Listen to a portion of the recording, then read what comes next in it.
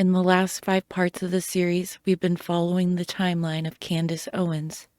A rise, a narrative, a carefully built public image that piece by piece has revealed something more complicated beneath the surface. We've looked at the growth of her platform, the people and the institutions around her, and the way narratives surrounding her were constructed and expanded.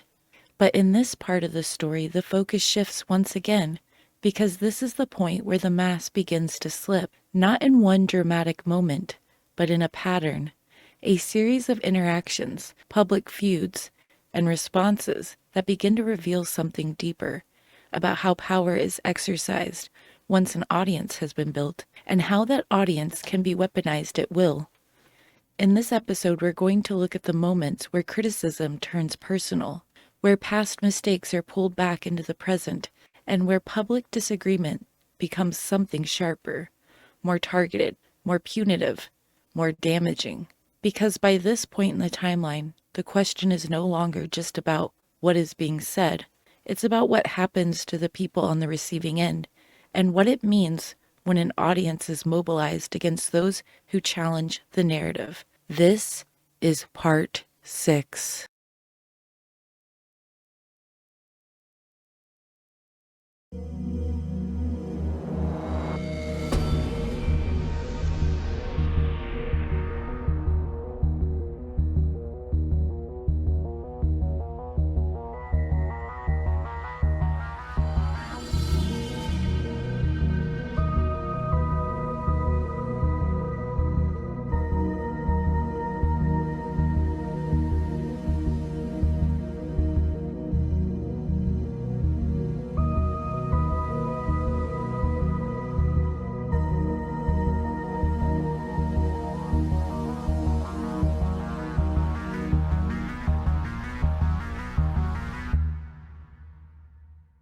Hello, everyone, and welcome back. I hope everyone is doing well.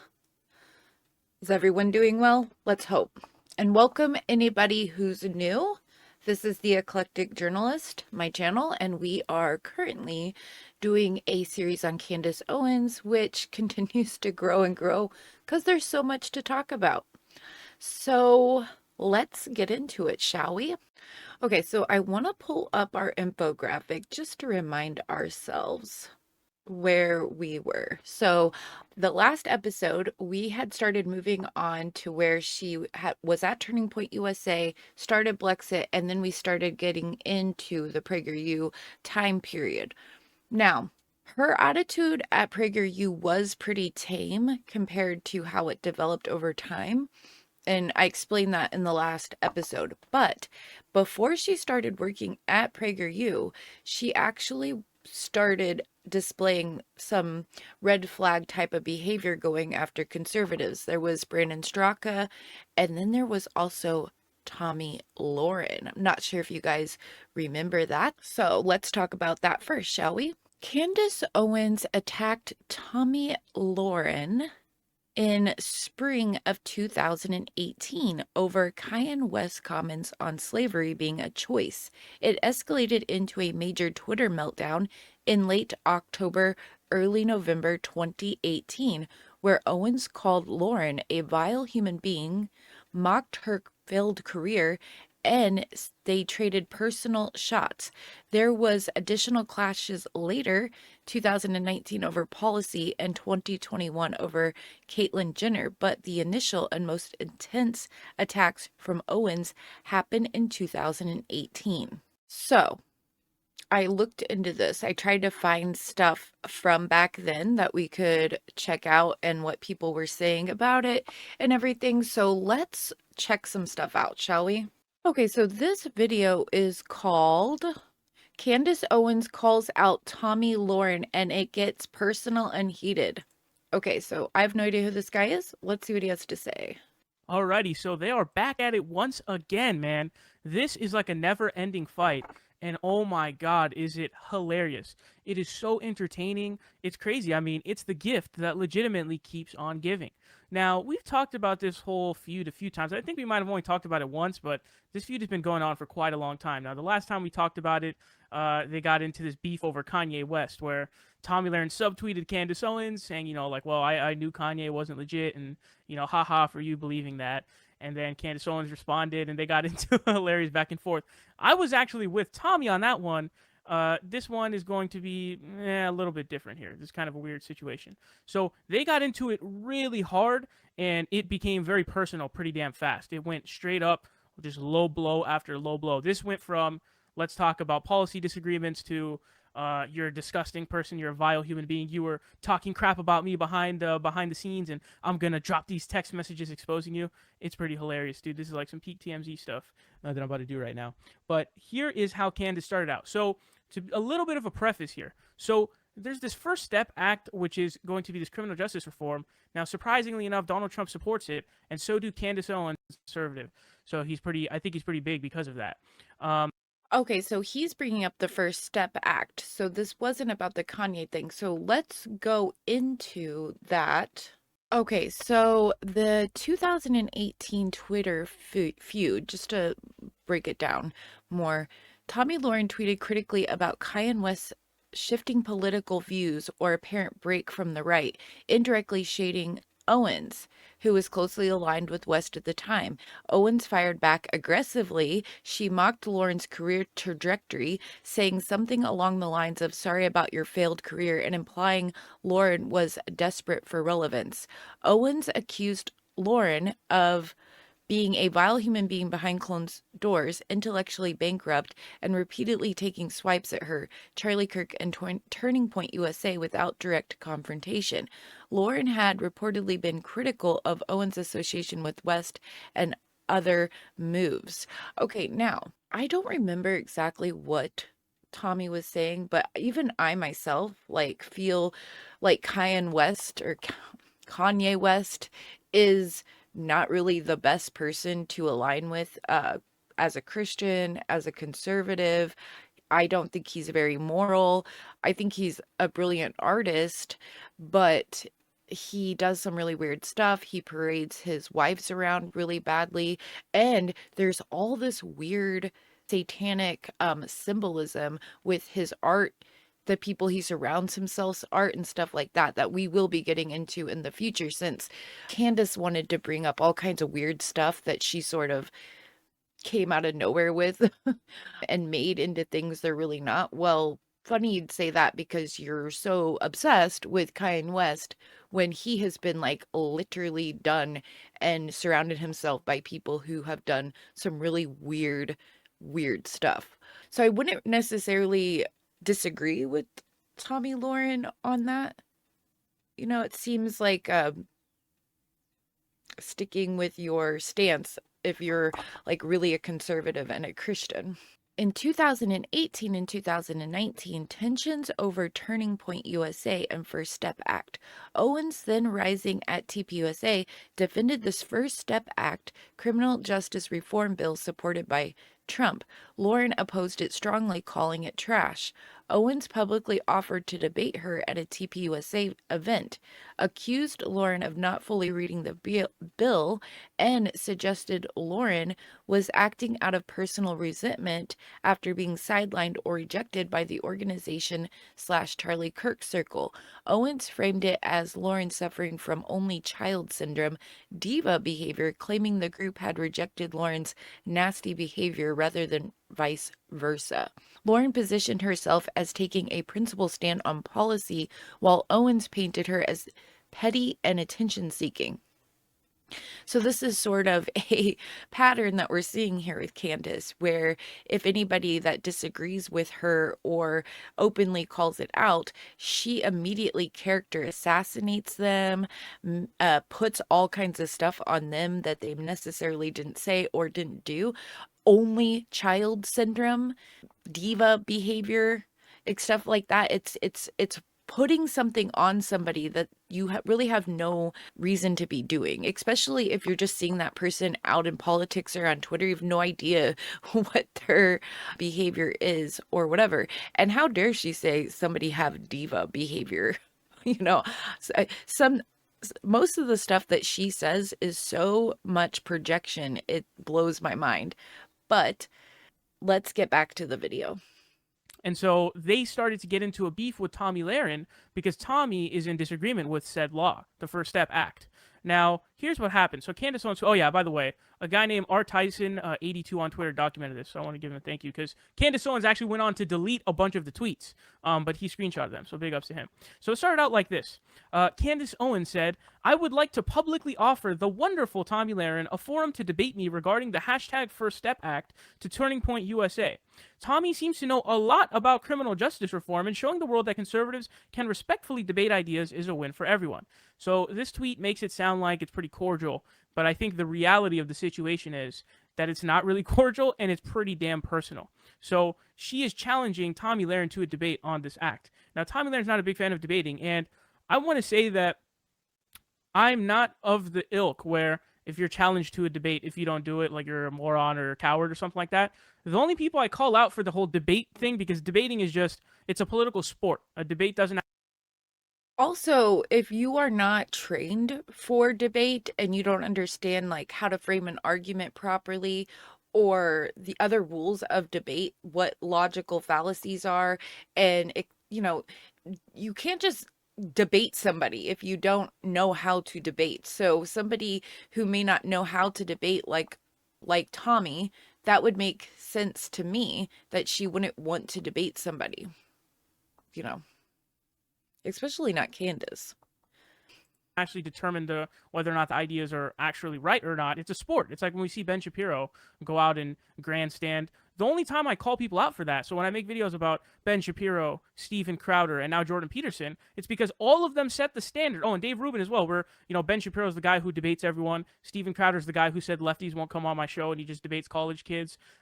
Same thing sort of with Ben Shapiro. Remember what happened with Kyle Kalinske? Dave Rubin's the guy who's all about the free exchange of ideas and debating, but obviously he's not. Jordan Peterson says, Marxists won't debate me, but when they offer to debate you, you're too scared to actually take it. So I'm not calling people out for just not doing debates. I'm calling people out for being hypocrites. So I don't consider this to be something where it's like, oh yeah, like Tomi is, like you won't do debate. I don't find that to be a real point.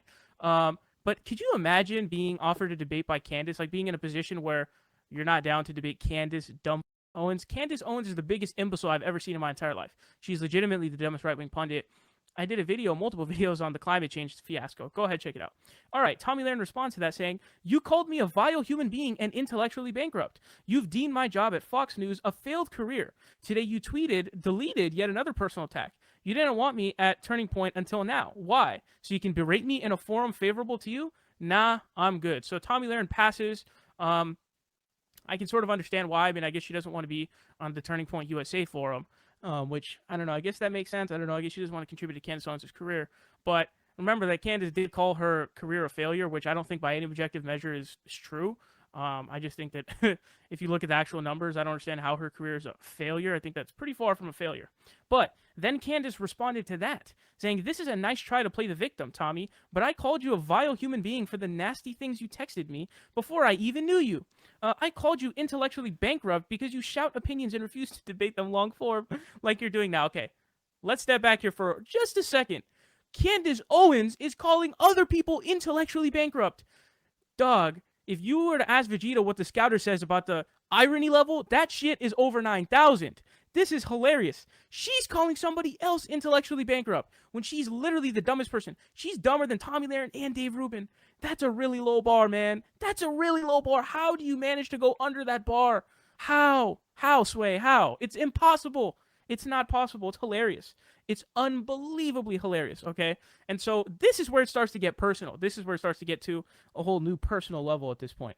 So then Tomi Lahren answers with another one of her tweets. Says, "I was a huge supporter of Turning Point USA for years. I love the students. Leadership has since taken a turn, and it's not something I will take part in / promote any longer." And then she goes on. Candace responds to that tweet saying, "Wow, okay, time to expose you because you aren't going to lie about what happened between you and Turning Point. Everybody ready?" So she's getting ready. She's setting the stage to expose Candace Owens for the whole fallout that happened over on there. So she tweets out saying, "This was the graphic in question which led to Tomi's falling out with Turning Point USA. Should I drop the message?"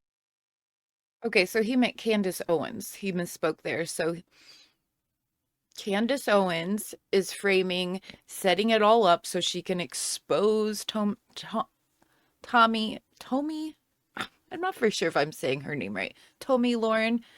It sounds really familiar, right? And I have a theory, and I actually found a very old video of somebody who had this theory as well, but they explained it in a way different way. That she learned how to do this from, or at least she's getting a bunch of the tactics that she's doing from that situation she had with the social justice warriors and Gamergate back in the very beginning. And I would, when I get to that, I actually have some, it will blow your mind.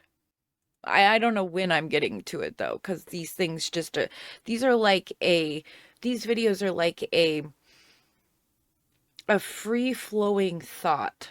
Okay, I gather up a bunch of stuff and then I just, as I'm going, remember, oh yeah, there's that and I will pull on that. So it's not always that I get to the thing I'm thinking of right now in this episode because the episode can't be like 10 hours long, right?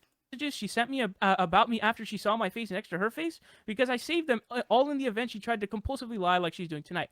Now, the graphic, it's a graphic that's promoting Turning Point USA. It says hard truths, exposing leftist lies and progressive propaganda. All right. And then it's a picture of Candace, Charlie, and Tomi. Now, apparently, it seems to be the case that Tomi did not take too kindly to being, or at all, she hated it, apparently, that she was being used in a way to promote Candace Owens, and that's what it looks like. Now, it's funny. The guy who documented this, he was trying to nudge Candace on to release the text messages. So props to him for that. That's hilarious. Then Candace said, "Charlie begged me to keep quiet on the situation when it transpired. You owe him a thank you. Your falling out with Turning Point is because of your own nastiness and a leadership that would not tolerate it despite your popularity at the time." So a lot of it seems like there's a lot of disorganization and a lot of bad stuff going on at Turning Point where everyone's disagreeing with each other and they're at each other's throats. Remember the whole Caitlyn Bennett thing where she was so stupid that they dressed up in diapers and had like baby bottles to show that it's a safe space, but then everyone started photoshopping pictures of Charlie Kirk in a diaper and tweeting it at him, and he was like, "Oh, you moron," and then had her fired or she quit or something like that.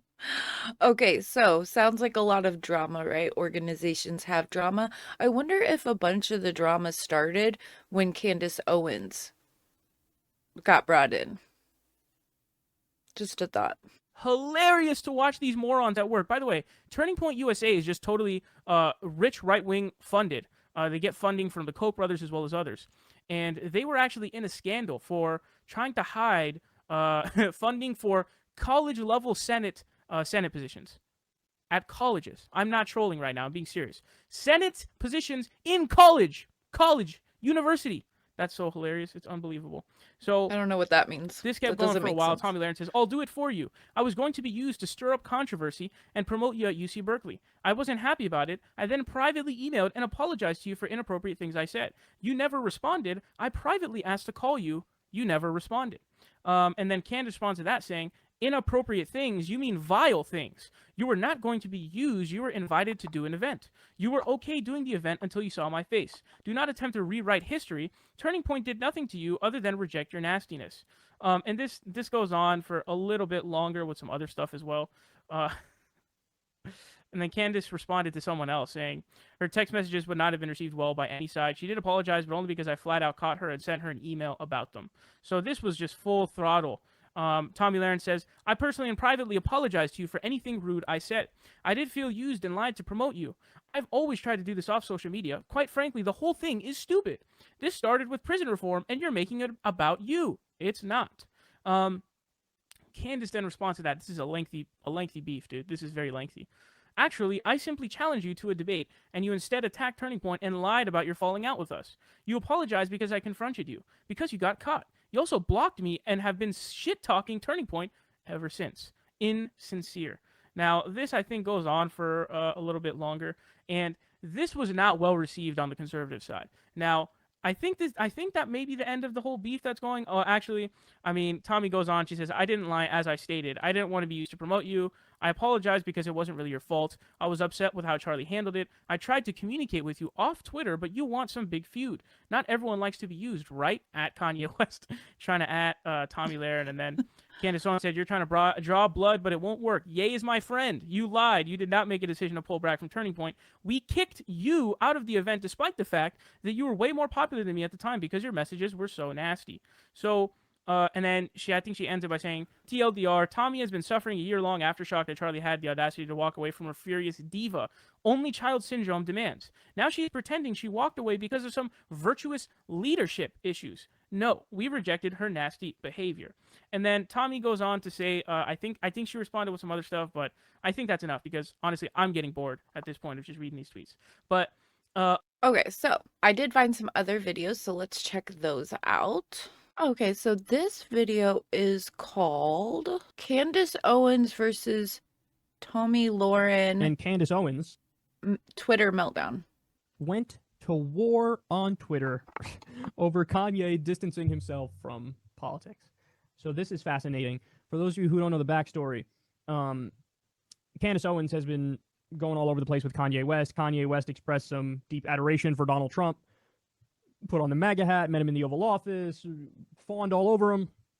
So Candace Owens and Charlie Kirk of Turning Point USA, they have been working with Kanye, and recently they took it to the next level where Candace Owens started this thing called Blexit. It's supposed to be the mass exiting of black people from the Democratic Party, and basically said, hey, Kanye helped design these shirts and is part of this movement.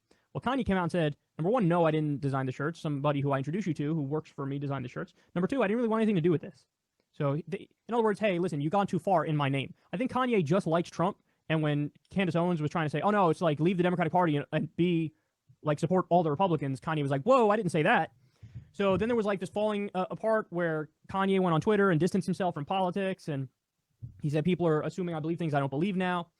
So Tomi Lahren had warned early on that, hey, if you're on the right and you're fawning over Kanye, pump your brakes a little bit because I got news for you. He can flip like that. You know, there's stuff going on in his life, and the idea that he has like these core principles and this ideology that he's putting out there, not the case. So you're making an alliance of convenience at the moment, and I'm warning you against it. That's what Tomi Lahren said. Probably one of her best calls ever, given that she's wrong about so much. Although she was randomly right about Syria, but outside of Syria and Kanye, very little else, if anything. So Tomi took to Twitter, and she said this about this whole incident and falling out with Kanye and Candace. Are you going to turn on Kanye now? The ship was doomed to sink from the start, but hunger for fame and money was placed over the movement. Funny how he was a free thinker before, and now he's a traitor. Sounds a lot like a tactic of the left. You made your bed, now lie in it. Now, is that directly supposed to be pointed at Candace? I don't even know, because it just seems like she's like tweeting at everybody on the right who went full bore pro Kanye, because she's just saying like, hey, this whole thing, I mean, it is a shot at Candace, because she's saying like this was all about money and fame and the people behind it. It wasn't really about the ideology and about being in favor of the right wing.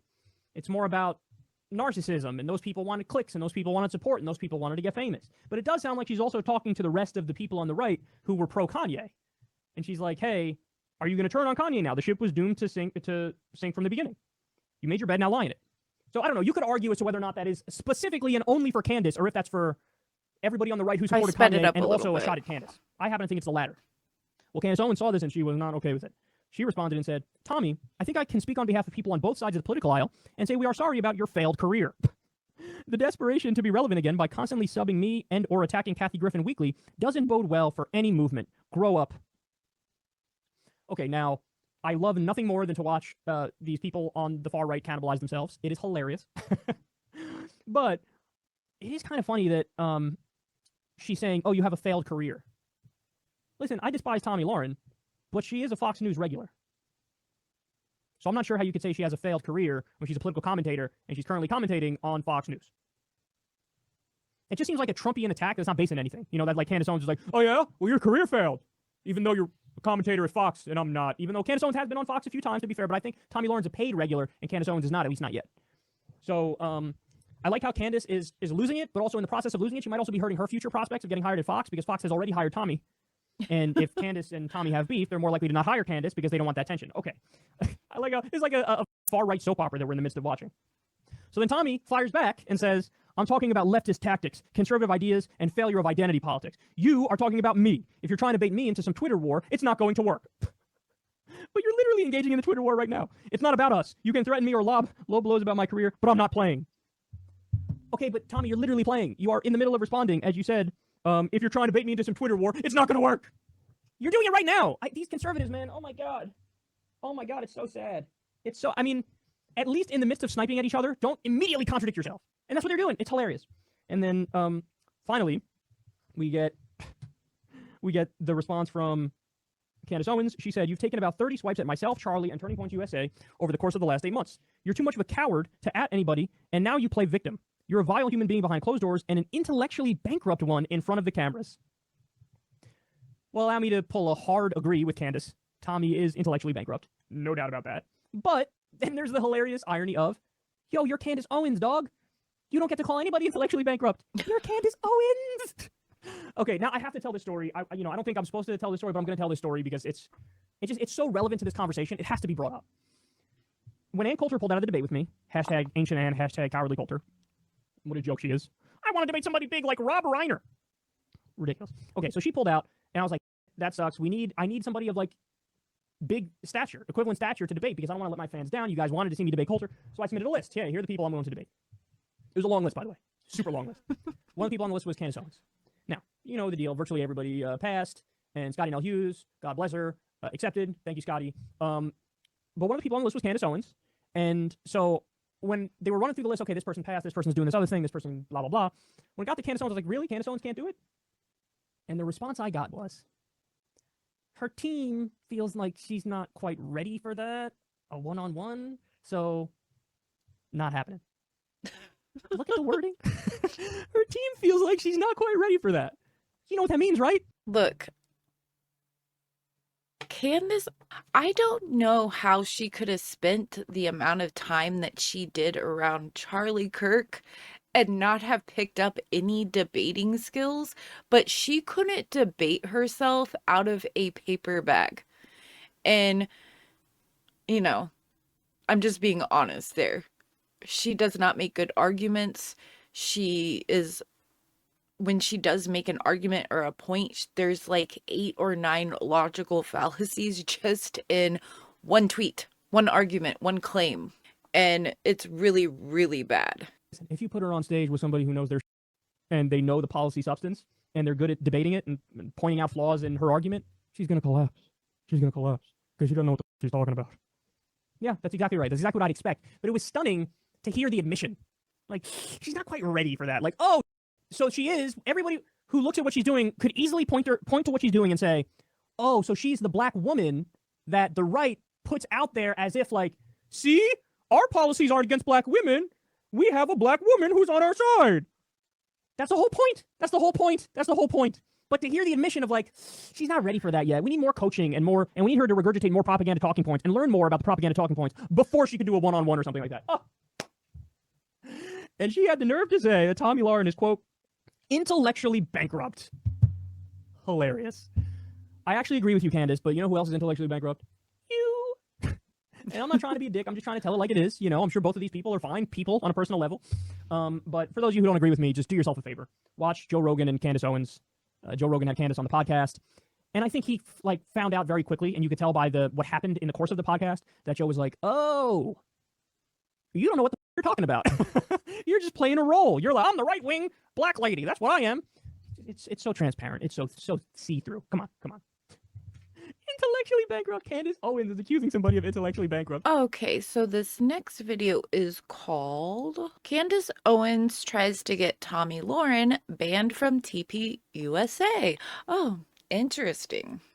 I often wonder why these two don't like each other when they have so much in common. Don't both of these women make a living off of bashing the black community? And we know they both love white.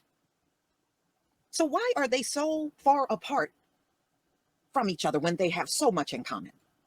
I guess it's one of those mysteries we will never understand. So this is the Salon, July 21st, 2021. Candace Owens wants Tomi Lahren canceled for endorsing Caitlyn Jenner. Candace, dear, this society is set up for her to get you fired, but you can't get her fired. Okay, let's get into this lame-ass story here. Pro-Trump pundit Candace Owens has suggested that Fox Nation host Tomi Lahren should be barred from speaking at Turning Point USA youth gathering. Wait a minute, didn't Candace have a problem with Turning Point? Didn't they squeeze her butt out of there after those Hitler remarks? I remember that. I remember. They didn't want her there anymore. Oh, so when you left, I wonder if it was the Hitler remarks or if it was whatever happened in England where she was making Charlie go there. You know, she's like, we have to go to Charlie, or we have to go to England, Charlie. And then he realized maybe she was like colluding and setting up a bunch of weird stuff and like putting, I don't know, something happened from there. And I doubt it was the Hitler comment. Okay, because she went and got hired at PragerU, but that's what it seemed like because it happened shortly after that, right? Tommy showed up. It's almost like the same person is there, for real. Okay, Turning Point USA youth gathering in the future after Lauren's positive comment about Caitlyn Jenner. Owens' remarks, which seem reminiscent of the cancel culture. She has often attacked Candace as a hypocrite, and what she's doing is a hustle. In fact, what these two women are doing is a hustle at the end of the day. Okay, so cancel culture, like Candace immediately, she's the one who started a lot of this stuff on the right. It was never in the right until Candace came along, and then she started attacking and wanting to cancel everyone, miraculously on the right, but not everyone. Like there was the Chrissy Teigen thing. And that's what got her all mad at Nicole Arbor, who we're going to find out about, because Nicole Arbor's like, we don't cancel people. We're on the right. We're against that. And then Candace lost her mind on Nicole very badly. Now, she'll speak against something and then she'll turn around and do it. It's nothing new. Okay, so the cancel culture Candace often attacked were made Wednesday morning on TPUSA founder Charlie Kirk's podcast. Owens expressed dismay that the conservative movement, Big Tent philosophy says that we need to be more like the left. She continued, in fact, I think Turning Point should kick out more people from their conferences. Owens mentioned the conservative porn star who was booted from TPUSA weekend event in Tampa before moving on to Caitlyn Jenner. I've been like kind of hitting when I found out Tomi Lahren endorsed Caitlyn Jenner. I mean, don't you know how to do this? Owen said, dead naming Jenner. That is using the name she was known by first before her transition. Owen suggests that the Big Tent analogy did not apply when you're talking about positions of power. She went on, and you're saying you're endorsing transgenderism, which is one of the biggest threats to the pillar of faith. Let's not forget, faith came before the Constitution. This is all Candace talking. And these people are now anti-ethical in calling themselves conservatives. Owens continued, if you do anything that is against the family unit, you are not a conservative. Owens, who founded the Blexit Foundation, which he ripped off, dedicated to urging young Black people to leave the Democratic Party, went on to say that Lahren shouldn't have been allowed to speak at TPUSA event. So, well, she did speak. You shouldn't have let Tomi Lahren speak after she endorsed Bruce Jenner, Owens said, before Kirk raised his hand and responded, well. Owens then appeared to backtrack, somewhat adding, or maybe to debate her ideas. I think we should allow a forum to debate. In response to Owens' remark, the editor-at-large of the conservative blog Red State tweeted, so stupid. Tomi Lahren can endorse whomever she wishes, as can Candace Owens. Neither one of them can vote here anyway. So this is all for clicks and giggles. Candace needs to calm down. You're doing too much, boo. Candace, you need to really go home and take care of your baby girl.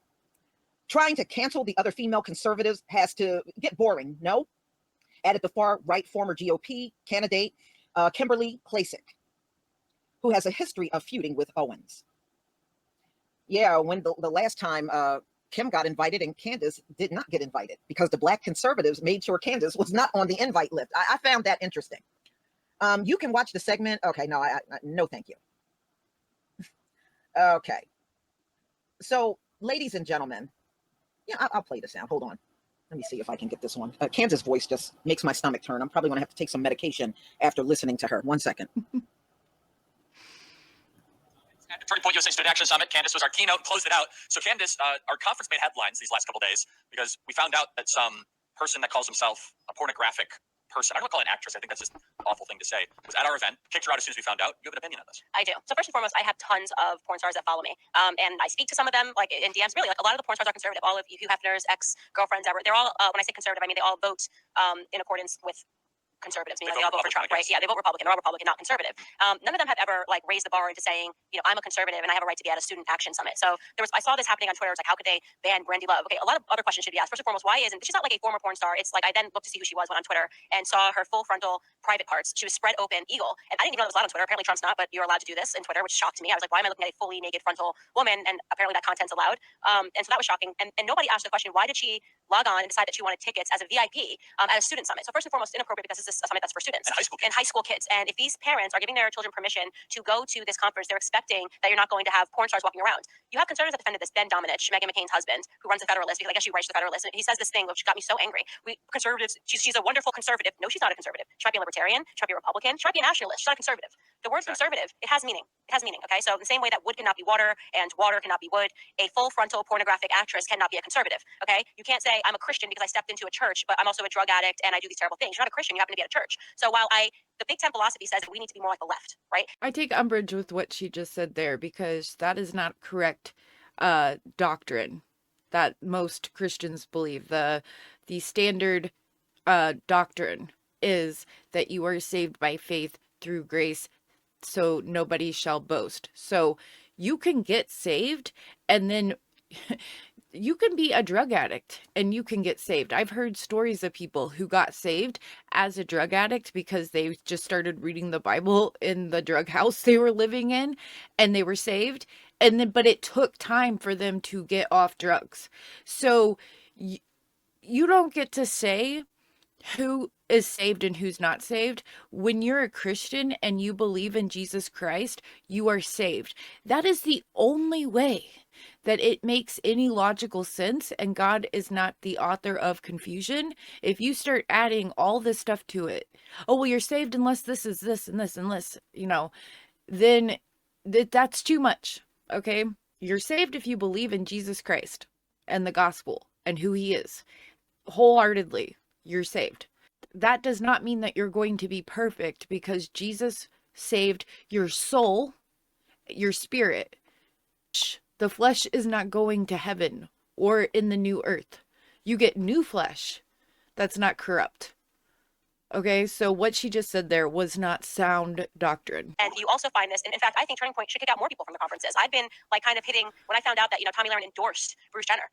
Caitlyn Jenner. I don't know how to do this, but endorsed Caitlyn Jenner. And well, this is what, same thing, we need to be more Big Ten. No, when you're talking about positions of power, right? And you're saying that you're endorsing transgenderism, which is one of the biggest threats to the pillar of faith. Let's not forget, faith, okay, came before the Constitution. Faith informs the Constitution. Faith and family, these pillars, these natural conservative pillars inform the Constitution, not the other way around. Yes. Okay? And these people are now antithetical in calling themselves conservatives. If you do anything that is against the family unit, you are not a conservative. Now, doesn't mean that me and Brandy Love can't be at a Trump rally, and because there are other things that we vote on, right? We're not, Trump it brings together libertarians, he brings together nationalists, he brings together conservatives. Yep. We agree on a lot of topics, but we also disagree on those topics. Yes. And fundamentally, everything Ben Domenech said was incorrect. Brandy Love is not a conservative. If he needs to sit down and really talk about the philosophy of what it means to be a conservative, I'd love to help him, but it's so foolish. And to put the onus on you guys to say, like, as a student action summit, you need to let in porn stars. Did he defend the teacher that was let in at school who taught pornography to the first graders? Is that the Big Tent that he's looking for? We fight this stuff in the education system. Students need to be protected from this stuff. Totally. And you made the absolute right call. Thank you. Yeah, thank you. We're getting mostly positive feedback, I have to say, and thank you for that. And then You shouldn't have let Tomi Lahren speak after she endorsed Bruce Jenner. Well, or maybe to debate her ideas. I think we should allow a forum to debate, and stuff like that. But I don't like people saying that they're conservative and but I support abortion and I support Bruce Jenner for governor. It's like, what are you talking and about? it's this idea of like how. All right, so you heard what she said. All right, so let's see in the coming days if Tomi Lahren will respond to this. But y'all, please tell me what you think. Does that quite often. The next person that there were more people, but like the next one we're going to talk about is Kim Klacik, which was really, really bad and nasty. And at the time that it happened, like I remember it happening because I remember just seeing like a short clip or something that Candace put out. And I was just like, and I knew who Kim Klacik was, and I thought she was pretty cool. And then Candace did that, and then afterwards I still thought she was cool because I didn't watch Candace every day, so I didn't see everything she did. Now, after reviewing this whole thing is pretty crazy, and once again I feel like Candace just is way out of pocket with this.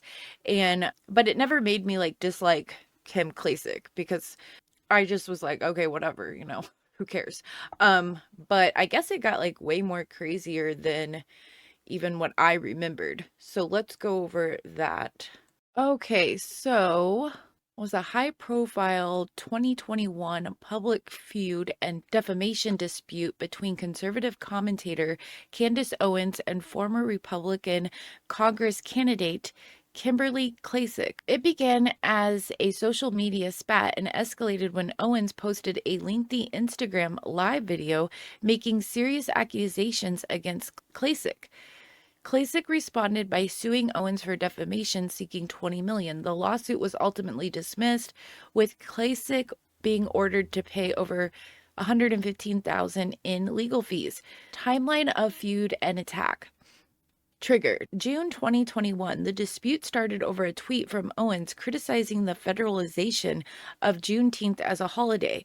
Klacik replied in a now deleted post that the real issue was classism rather than racism, and accused Owens of having a lack of engagement with Black people.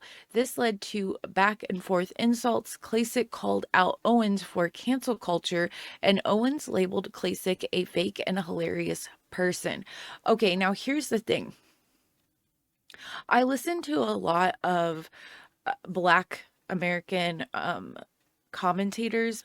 One of the things that I noticed about this whole thing back then was that there were a lot of criticisms in regards to Candace Owens from the Black community, that she didn't have a lot of she wasn't that in touch with the Black community and didn't know how to communicate with the Black community effectively. That was a big criticism, and that was some of the stuff people were trying to give her instructive criticism in regard to Blexit, that she didn't take very well. And that is one reason I know why April Chapman, we've played one of her videos before, why she left Blexit was because of the way Candace Owens treated Kim Klacik, and that Candace Owens and the way Blexit was going didn't really reach Black people very well. And Candace Owens didn't take any constructive criticism and such.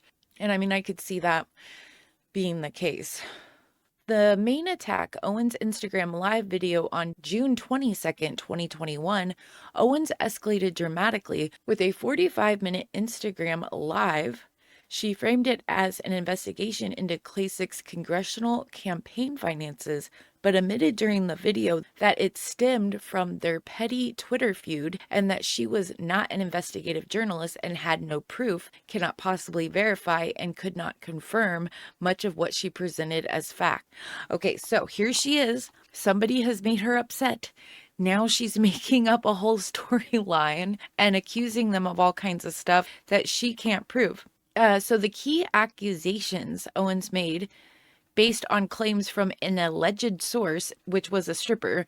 Klacik previously worked as a stripper. Klacik was a madame who recruited strippers for a strip club owned by her estranged husband. Klacik and her husband used campaign funds to buy and use cocaine at the strip club. Campaign fraud, money laundering, tax fraud, and scamming people for millions.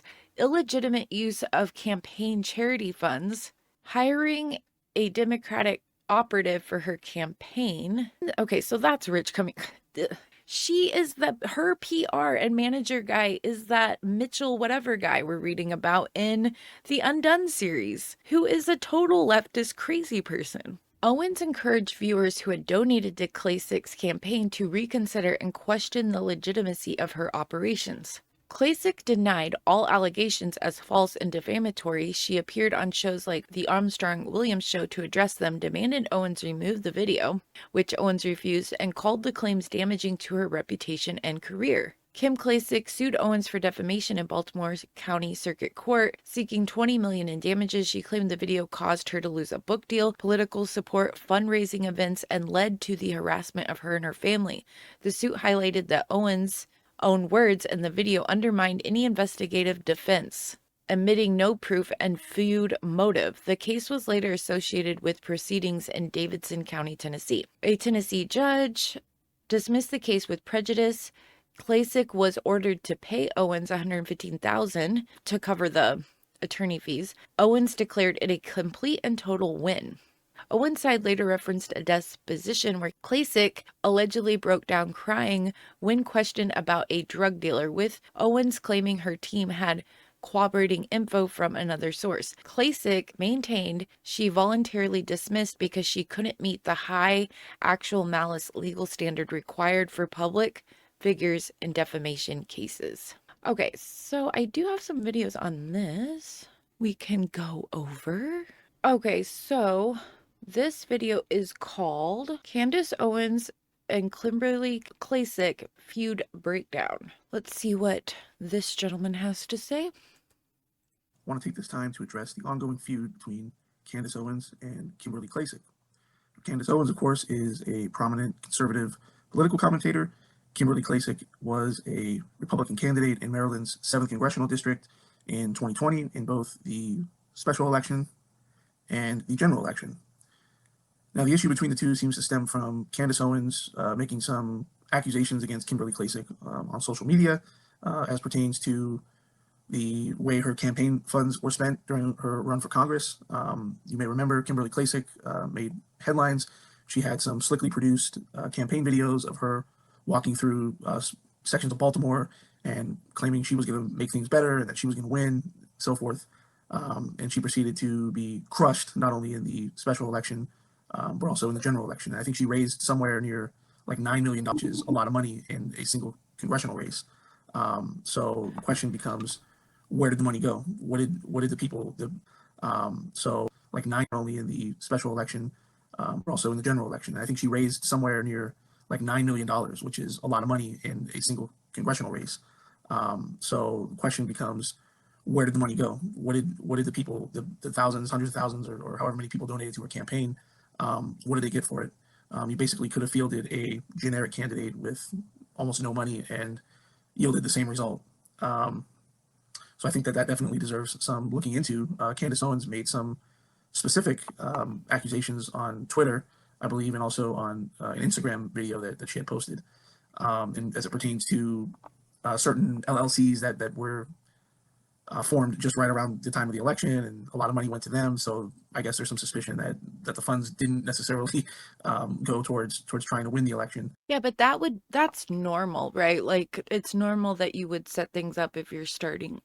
See, some things like this, people that don't know, either they're too young, they haven't experienced things like that, or they just don't know because they haven't looked into it.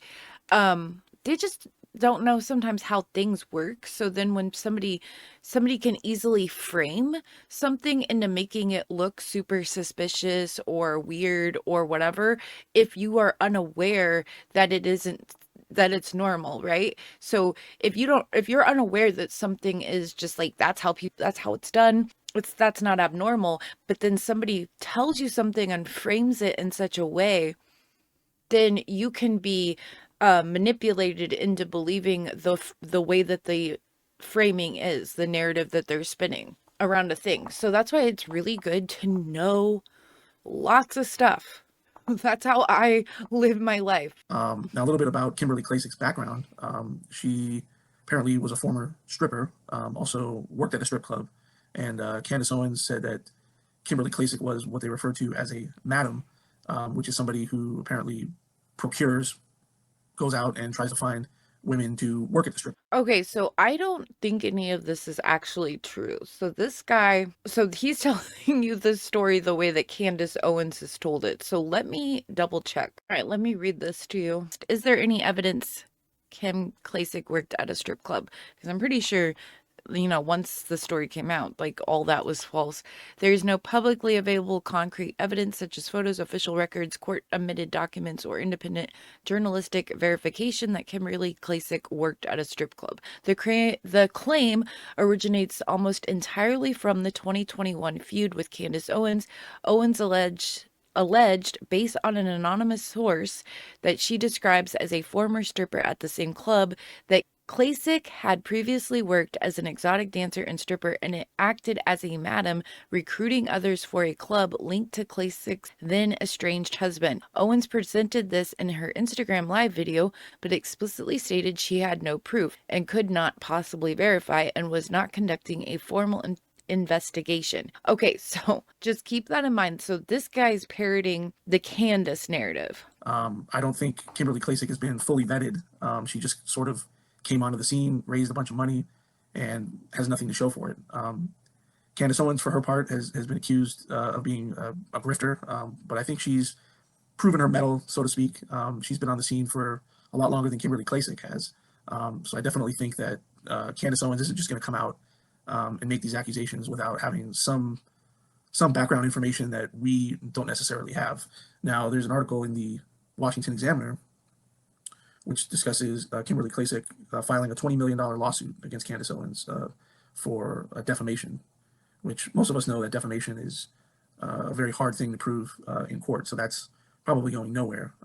Okay, so that guy's just... All right, let's find another video. I've got some more. Okay, so this video is called Candace Owens, the Queen Grifter Hating on Kimberly Klacik.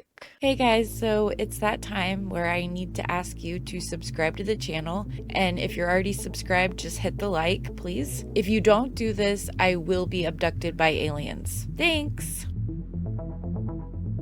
Let's see what this man has to say. Here, that's overwhelming. Like, it's so overwhelming about Kimberly Klacik. And what the implications are here is that, where there's one, there's many.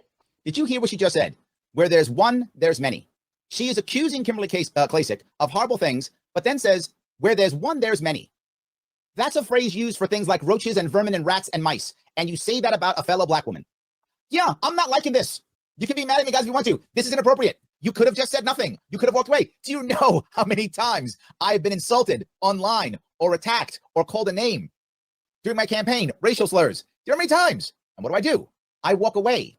If you can't take this, don't be in this field, right? Go run a laundromat, go drive a truck, go get a government job, go start a business, do whatever's your thing. But if you're going to be in this public sphere, you're going to get insulted. You've got to be able to walk away. And so honestly, legitimately, if you have a pen and paper, you might want to start writing some of this stuff down because you're going to have to then investigate and keep it going. I'm not an investigator. You're going to have to keep it going because basically what she's done, she says, now I need all my people to now attack her. All my people who support me go attack her. That this is the first time that I'm acting in that capacity. So I reached out. This is a lie. She does this all the time. The thing that bothers me about Candace Owens here is she didn't investigate Kim Klacik because she thought she was dirty. That's not what she did.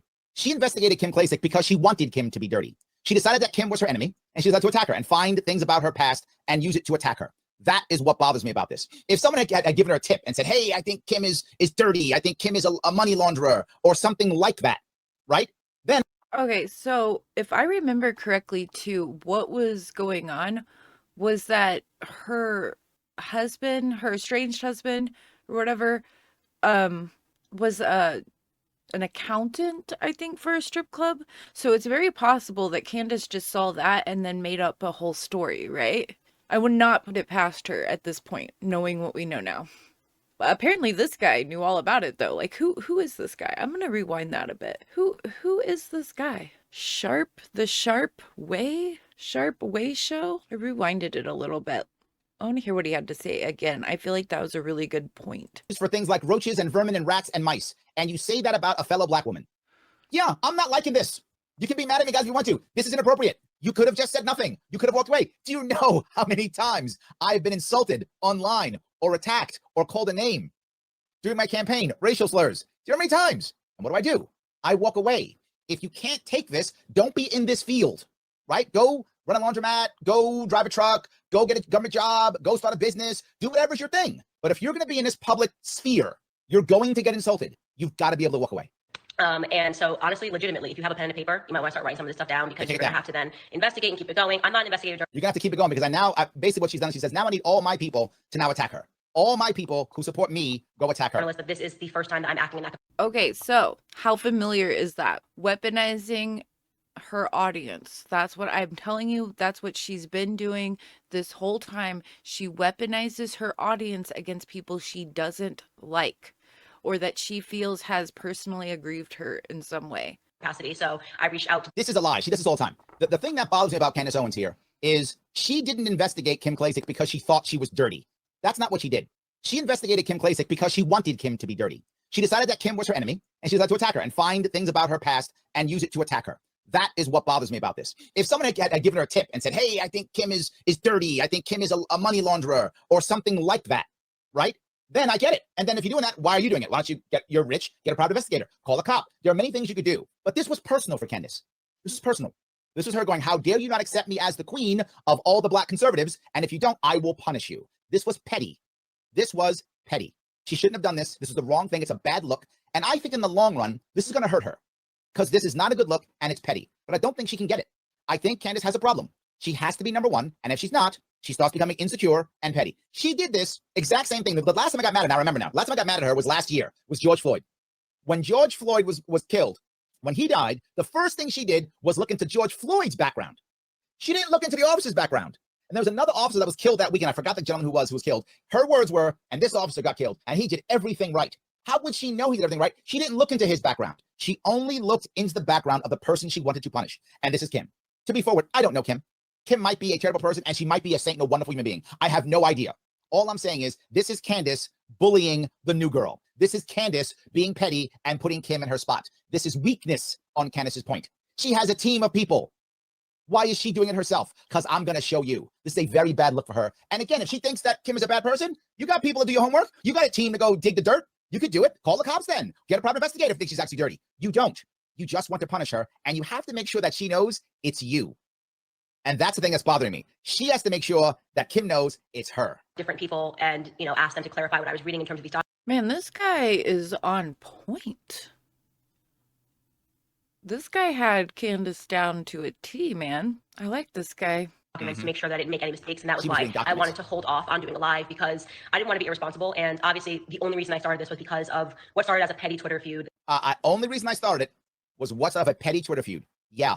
At least you're honest on that one. That led me down a path with so many twists and You could have just walked away. That's one thing you could have done. You could have just turns. walked away. Just like, what is happening? This is crazy. All right, so let's start from the beginning. Obviously, there's been this random thing that keeps not happening to random. me where Random. a black conservative will be Yeah. running for Congress in a random district, somebody that no one's ever heard of. Like, Do you hear her Okay, so this is so important to watch. Watch how she frames things. She sets things up into a frame before she presents the information to you. So that a way that your frame of mind has already been set to the emotional, heuristic feeling she wants you to have. Because she doesn't want you to think analytically, just heuristically. So she is setting the frame for that. She does this all the time. It's a cult language tactic or manipulation tactic where you set the frame up before you give the information. look, if any of you have a psych background or are in that field, can't you hear it in her voice? Some random person who no one's heard of. That's literally what she's saying. Her words. These people who are nowhere as good as me, how dare they look at me? Why are you starting that? Why don't you just say, she made a tweet. She tweeted at me based upon my tweet. You could just say that, but you don't. You've got to first put her down before you go anyplace.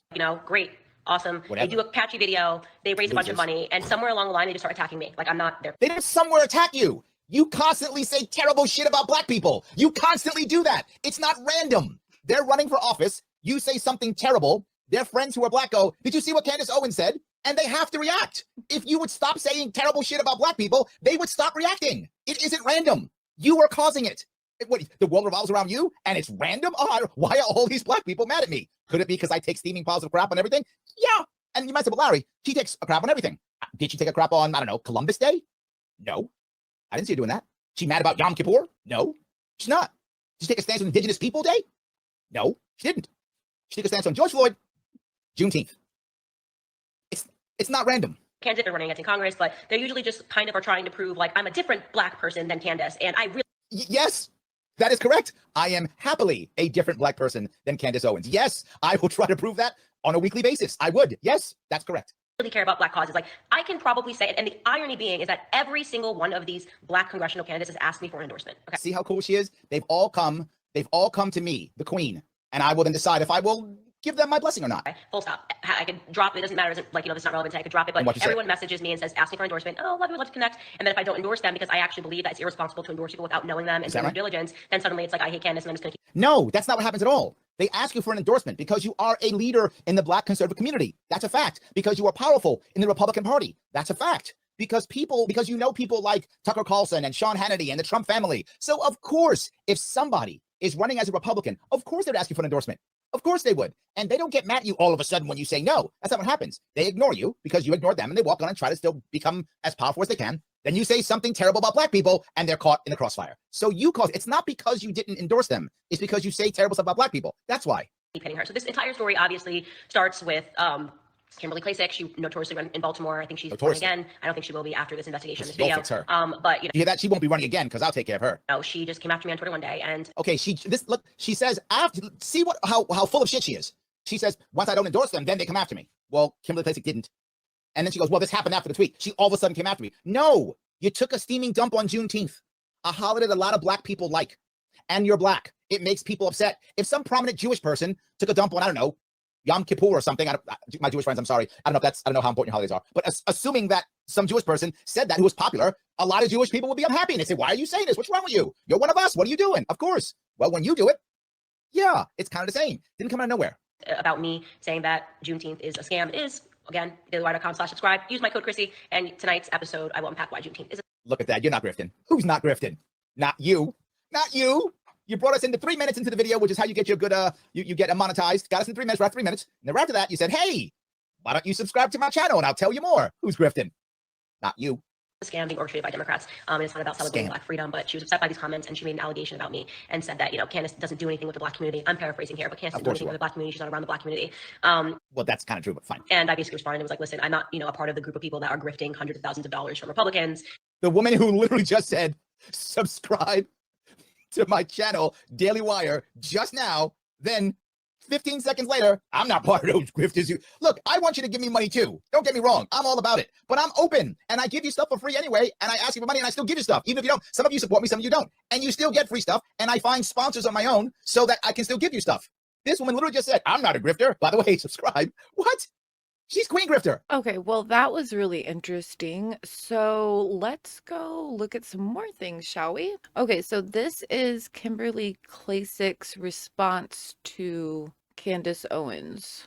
And there were several more, but I think this might have been the very first one. So and it's very short, so we're gonna watch this. Hey, what's up, everybody? Happy Father's Day. So I've been seeing a lot of comments asking me to address this Candace Owens situation. Number one, you guys know I have a full-time job trying to get Candace in the house in 2022. This is what she does all the time, is just talking stuff, so she has time for this. I can go Instagram live with her if she wants to pick a day and a time, and we can talk about this on live. I know she wants me to go on her show. Number one, I don't usually let people profit off of a conversation with me. Number two, I think that could be edited, especially now that I know the show isn't live. It's like a show that's being streamed online or something. So I'd rather go live so everybody can see everything in its entirety. But you know what? I still stand by my statement. For me, we have a lot of people that are very loud and very wrong about what's going on in these inner city communities. People, Black people are not brainwashed, as she says. They are not on a Democratic plantation. They are not trained chimpanzees. I know she once made that comment. We are not monolithic. We are really intelligent people, and it's interesting that she says these things because she herself is Black, so she's actually talking about herself at the same time, which I never could understand. But unfortunately in inner cities we have a problem with the fact that the GOP isn't present, right? You can't vote for a Republican if they're not running in the inner city, and so that goes back to her other comment as Miss 27%. In Baltimore City, a Republican has never gotten more than 4,000 votes. I got 14,000 votes within 3 months, and that is because we worked hard, we engaged the community, and we're still out there and trying. It's going to take time. You got to chip away at these things. But to throw the 27% up as an insult, it's not an insult. That was huge. We made the biggest gain in the entire country in a Democrat district. The biggest, the largest. We had the #1 political campaign ad. So I'm not hurt by what I did on my very first run for office. I think we did a fantastic job. I thank my team every single day. They're amazing people, and we're still all on board together. But yes, I will go on Instagram Live. I think she pulled my FEC report, which is public knowledge. Anybody can do it. She wants to talk about my nonprofit, which is public knowledge. Anybody can do it. It's not actual journalism or anything happening here. So yeah, we can talk about it. We can talk about it live in front of everyone, and I look forward to the conversation. You know, I think somebody said she mentioned something about, you know, the private plane. I can talk about that too. You know, I ran a good race. I ran an honest race.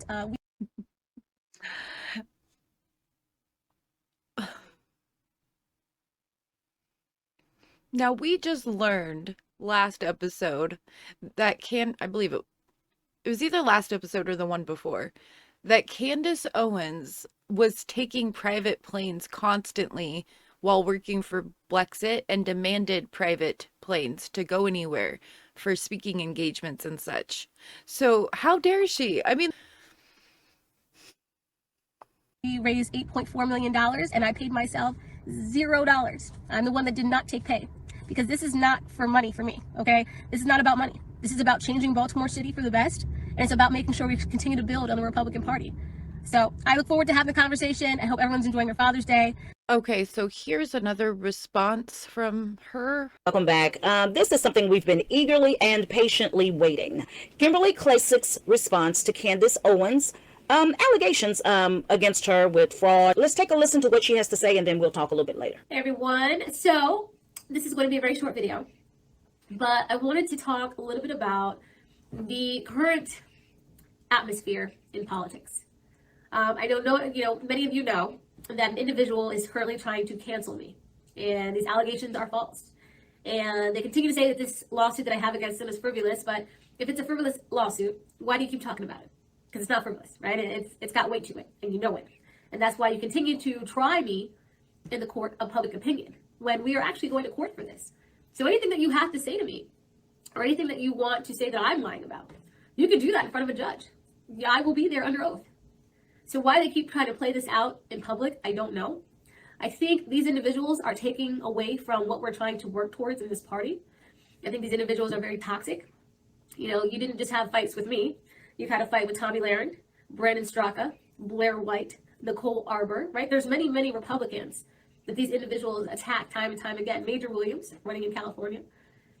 Joe Collins, also running in California. You know, so you have to understand who's the common denominator here.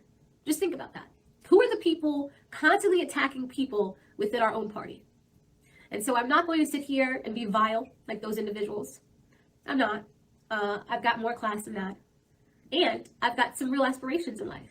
Not only do I want to make sure those that I'm helping with my PAC get into the House in 2022, I too one day am going to run for office again. And so we can't get down in the mud with the pigs. Now, if you tweet something at somebody and they don't like it, that tweet is your right, freedom of speech. But then to run with false accusations, to defame a person for character assassination, that's wrong. To accuse someone of federal crimes, like laundering money or being a madam of a club, that basically implies human trafficking. That's wrong. And for that, we are going to court.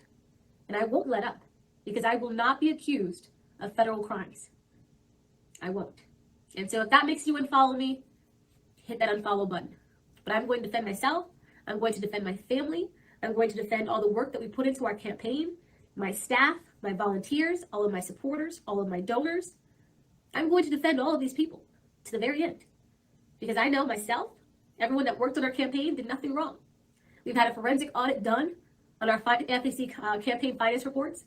You actually have to report every quarter because the FEC wants to know exactly where every dollar went. But I'm not going to continue to be harassed weekly by individuals because they're mad that I actually stepped up and said, you know what? Let's take this to court. You can try to defame me and drag my name on social media. But in the court of law, that's where you have to tell the truth. And in discovery, as everyone knows, when you file a defamation lawsuit, there's discovery. So everybody will see all of my bank records. You'll see my tax records. You'll see my husband's tax records. You'll see our FEC finance report. You'll see those companies. Those that own those companies that people are pretending are shell companies, they'll be in court to testify, making sure that everybody knows that their companies are actual, real, and there was no money laundering done. They will show their receipts. We will show our receipts. And also in discovery, we will finally see, well, the public will finally see, I've seen some, all of the conversations that were had with individuals, because those individuals that wanted to take me out literally contacted multiple people trying to find dirt on me, trying to bury my career. And so you will see exactly who these people are. You will see their character through their words. There won't be any cherry-picked messages. You will see the entire conversation that was held. And you will see some of the people that you think are great stars in the Republican Party are nasty individuals. And so my lawsuit, again, is to protect myself, my family, my friends. And I'm also stepping up because all those that were attacked by these same individuals, I want you to know that I am fighting for you too. This cannot continue to happen. We have a lot to lose and to win in 2022, and then again in 2024. And I will continue my progress in that I'm making with my Red Renaissance PAC and, of course, my own career. But I will not allow toxic individuals to continue to be toxic within the Republican Party. So that's all I wanted to say. Okay, well, that was really interesting. Let's see. There was this one last video I had where it said, final time I'm addressing this. Hello, everyone, and welcome to the special edition of the Armstrong Williams Show. We're on with Kimberly Klacik, who ran for congressman in Baltimore. And the latest is between she and Candace Owens in this public feud. And she has not said anything as a result of the salacious allegations. And this is her first public statement. Kim, welcome to the show. And obviously, you're in shell shock from the allegations and the things that are happening to you in your career. Talk to us briefly about what you have to say about all that is going on. Yes, thank you, Armstrong, first of all, for having me today. I am in shock. My family's in shock. We have private citizens and businesses that have been put under fire. They are also in shock.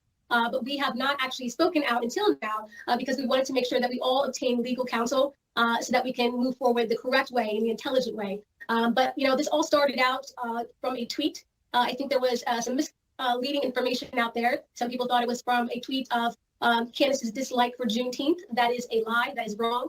This tweet that was sent out, she said that something about Black people being brainwashed and by Democrats, and they have to wake up in their communities. I quote tweeted that tweet. And I said, you know what? Black people are not brainwashed. A lot of Black people in underserved communities know that it is classism, not racism. I said, sometimes the loudest voices with the loudest platforms have the biggest mouths. And I said, you know, this might come as a shock to you because of your lack of engagement in the Black community. That, Armstrong, was the tweet. That is what started all of this. And that's why we're here, I guess, at this point today. What about the allegations? I don't want to get into this. I mean, that you're some kind of an operative for Republicans and their money, and you support Democrats. And obviously what you did in your campaign when you ran for office, you wanted to really understand the communities, and you hired an expert who just happens to be a Democratic operative to sort of help you with the messaging. Correct. If anybody knows anything about running for office, especially a congressional campaign, as you do, and so many others do, but this individual, Candace Owens, does not. You hire a Democrat that has the voter information that allows you to see which independents and moderate Democrats are good to target to hopefully go and knock doors, phone calls to persuade for their vote. It is a D+30 district that I ran in. You would have to reach the Democrats in order to flip this district. And so we hired Democrats and Republicans that had this voter information so that we can target everyone that was an active voter in the past 5 years. And that's usually how this works. But again, if you've never run a campaign, if you've never run for office and you've never worked on a campaign, you wouldn't know that. And that is why I am defending that issue, because Candace Owens has never done that. You know, I know people who know you very well, and they vouch for the fact that you've never been involved with drugs, taking drugs, but yet there's allegations of cocaine use between you and your ex-husband.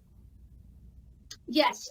So my husband and I are estranged. We actually separated in October before the November elections. This is not something that I talk about because obviously this is a private matter. My husband is a private citizen. He does not like the spotlight whatsoever. He's a certified public accountant. And so she made the allegations that we were laundering money and doing drugs and recruiting, I guess, women to a adult club, which is basically saying that we are accused of human trafficking.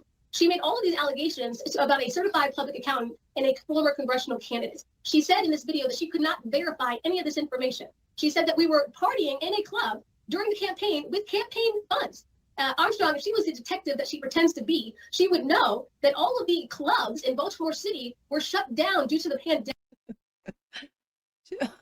If she were the detective she claims to be. Oh, wow. That was a good gym. In Baltimore.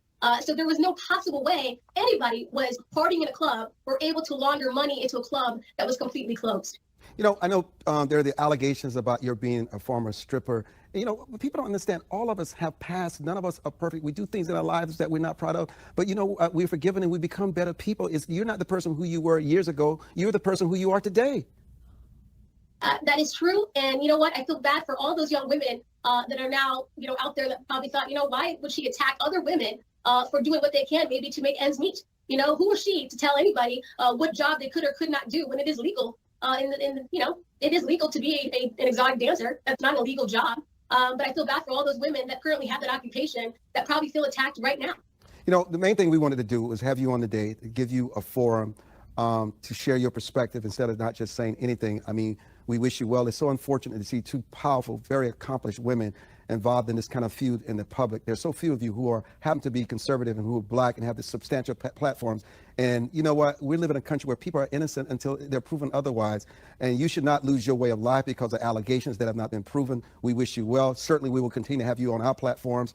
We appreciate what you do. We appreciate what Candace Owens does because there's room for both of you. And hopefully you can settle this and move on. But we really appreciate your joining the Armstrong-Williams Show today for the clarification. And also, just know that you're in our prayers, you're in our thoughts, and we just hope that people don't just discontinue their association with you because of these allegations. I mean, you have so much to offer, and like I said, we wish you well in the future.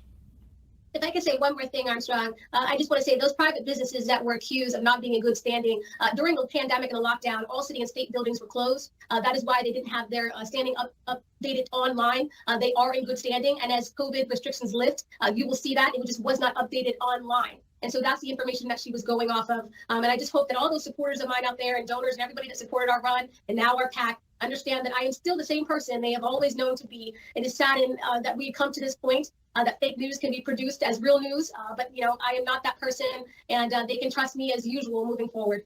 Thank you so much, Kim Klacik, and we'll be talking to you again in the future. I'm Armstrong Williams. All right, so thank you, Armstrong Williams, a very prominent Republican, for hosting that interview. I know it's only 6 or 7 minutes long, but that's because it's going out on television as well, and so we have to, you know, do what the broadcasters say to do. But I wanted to go ahead and address some more stuff. Following this video, you'll actually see, well, not following it, but on this video, like as we go in, you'll see Jesse Melton from Florida explaining to you guys how much canvassing costs. We actually got a really good deal at our canvassing, and when I say canvassing, these will answer the questions to why so much money went to Fox and Lion LLC. So definitely, you know, when I'm done talking, it'll go straight into Jesse, and you can see all of that for yourself. Which thank you, Jesse, for explaining that, because I know I don't have time. So first of all, I know a lot of people were wondering why didn't I come out and answer questions immediately. I'm not a very like react on emotions kind of person. Like sometimes I do, you see me on Twitter, react emotionally, but I think in this situation where you have like crazy accusations of federal crimes against yourself, you know, your family and other private citizens, like you have to observe, you have to gather, you have to get legal counsel, and you have to listen to legal counsel. You know, you can't just start, you know, going out there and be like, oh, I did it. Like, I think people want to see like this social media fight, and that's just not going to happen when it comes to me, right? I'm almost 40 years old. Like, it's just not. I'm a grown woman. And so, you know, when some people ask, well, why did you block Candace? Before I blocked Candace, I asked her if she wanted to go on Instagram Live and hash out whatever she wanted to hash out. She didn't want to go. She wanted to do it on her show because we all know to watch her show, you have to subscribe. Like, you wouldn't see it for free. You have to subscribe. And then that helps her, you know, with her ratings and helps her in Daily Wire, you know, get money. Like, they need more subscriptions for people to watch the show. And so that's what that was about. And for me, I said to her, if you're really about, you know, me answering any of these questions, even though you're not a journalist, let's just go on Instagram Live. She refused to do it. I then got a call from a donor that we share. The donor that we share said, please do not go back and forth with this girl. He said, if you can, just block her. So I blocked her, you know. I didn't think anything of it. You know, they have blocking on social media, so you can do it if you want to. She was in my direct messages. I didn't post these just because I don't play that game. But she was direct messaging me like every hour for 3 days, right? It went from Friday, Saturday, and then Sunday. And then I just made that little short video on Sunday just to address everything she was saying on Instagram. But yeah, I was like, dude, you have a new baby and a husband, and here you are literally direct messaging me all day long for 3 days straight. So I didn't know what was going on. It was very odd and bizarre behavior to me. And so that donor was like, let her die on this hill alone. So I said, okay, sure. So I think some of the questions that were not answered, if I can run through them real quick. Fox and Lion LLC, like I said, Jesse's going to explain to you how much canvassing costs. A lot of people don't know how much campaigning costs. And a lot of this, like, I think that's what we see in the story. There are a lot of people ignorant to what it takes to run for office. And so I don't expect everybody to know, right? Like, if you're a plumber, I don't know how to do any plumbing. You wouldn't expect me to. So I don't expect you to know how much it costs to campaign. Now, a couple of things, like I said, with the money. I never had access to the Treasury, right? And so if you guys know Eugene, sorry, Eugene, throwing your name out there, but Eugene is the one that started off with my campaign. We got in a special election, and he purposely set it up to make sure that this would not happen. And so I never had access. I could not withdraw cash, I could not wire funds, and I could not even write a check. So if I ever said we had to pay for something on the campaign, the treasurer would have to do it themselves. I did not have that access. So to say that I did money laundering, to say that my husband was involved in money laundering and he's a certified public accountant, I can't wait until, you know, his lawyer gets a hold of this. Okay, so that's sort of like what I was explaining earlier. If you don't know how these things work, then somebody could make anything sound fishy. Do you see what I'm saying? You have to be really careful with that. It's not just Candace Owens that does stuff like that. Lots of people do. And then sometimes people who don't know how things work, they think something is fishy and then they tell you as if, and very confidently, because they actually believe it because they don't know how things work. And so this is like kind of like the Chinese telephone game. You know what I mean? So somebody that you like and that you trust might be lying to you, but not actually purposely or maliciously. They just don't understand how these things work either. Do you see what I'm saying? So just always check things out for yourself, or even just try to learn about a lot of things so that you can't get tricked. And if somebody that you trust, that you don't believe is being malicious, might be saying something that is incorrect, just, you know, you don't have to like freak out about it or anything. Just know from either learning it yourself or whatever that that person is misinformed. It's okay. Now, but Candace does things maliciously. I'm going to say that for sure. Whole situation, but that's not something you should be accusing us of doing. It is absolutely false. We had no access to any of the money. Now, I did notice that she did not even mention that we left close to $1 million in the bank. Did anybody account for that? No, because this so-called Instagram investigative journalist is not an accountant. And I just think it's interesting that people are saying, you know, whatever Candace is saying is factual. It's not. I've never been under investigation for anything. I did nothing wrong. Like, this is like, it's so bizarre to me that people think Candace Owens in 4 days did more due diligence than the FEC in an entire year. And this is what they do. Like, just think about that part real quick.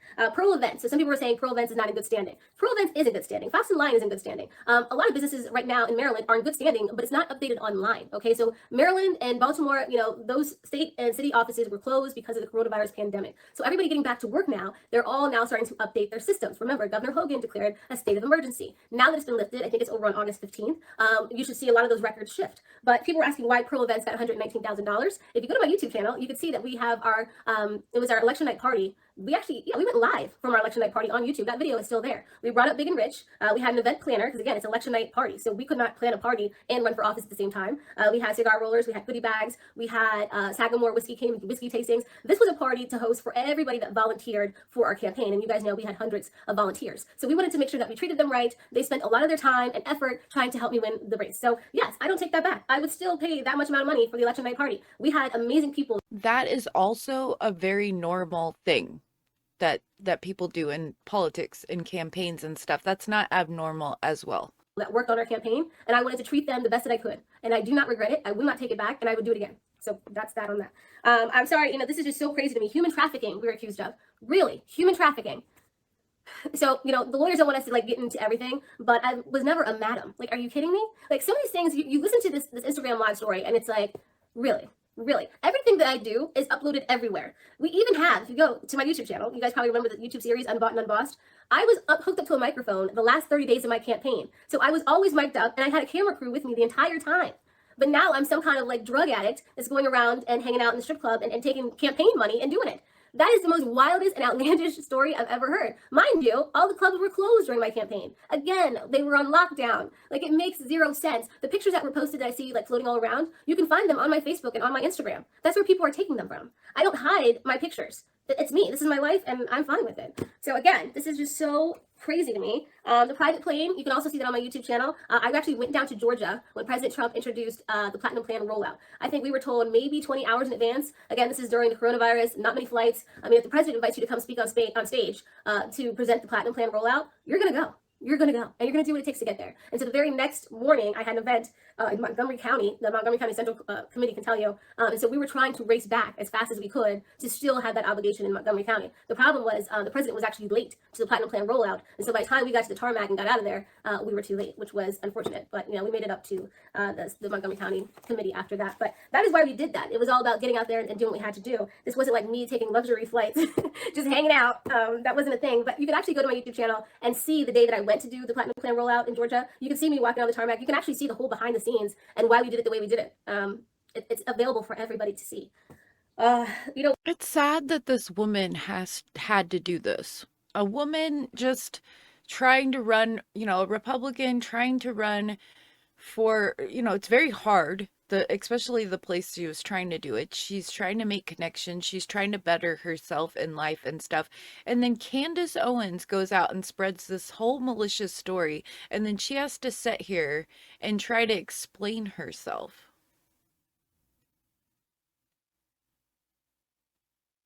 It's just sad. the crazy part about this, I know a lot of people want to hear about the money. Oh, the Democrat operatives, which is really weird to say, probably what hurt us the most. And then I don't need to go through all that, but this is what hurt us the most. We had Democrats in Maryland's District 7, especially in Baltimore, willing to help us with our campaign to target Democrat voters. When you're running in a Democrat district, you have to target Democrats to flip that district. If I didn't target Democrats, if I didn't try to flip the Democrat votes, then you could call me a fraud. Then clearly I'm not trying to win. You have to strategize, right? When you run a campaign, you have to know that you have to know, basically, flipping the district is going to take you messaging, reaching out, phone calls, canvassing in Democrat territory. If you don't do that, you're not going to win. And so we ran to win. And so it's interesting that a lot of people don't know that you do that. And that just shows you how many people in the GOP aren't really serious about flipping these districts. That's really what we uncovered here. The damage that's done is now those Democrats that were helping us, that she wanted to name in her Instagram live video, they're not going to help us now because they're probably afraid that this is going to happen again. So what it did really was basically take away a lot of the work and the progress that we made in District 7.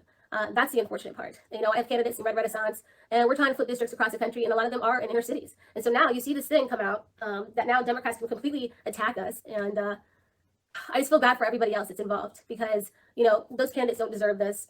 I don't deserve this. I don't know why, me saying in a tweet, you have a lack of engagement in the community would make her go above and beyond. I don't know. But now I think, a lot of the progress that we made has just been reeled back. When I blocked Candace, I got a phone call from a donor that said, please block her. She looks nuts. We actually share that donor, and he is pulling out support for her because of her antics this past week. You can look it up if you want. There are Blexit chapters now being dissolved because she basically said that she doesn't want to support, what she calls unwinnable districts. And a lot of those unwinnable districts are in predominantly Black areas. And so if your mission with Blexit was to flip, Democrat voters in Black areas, what are you talking about?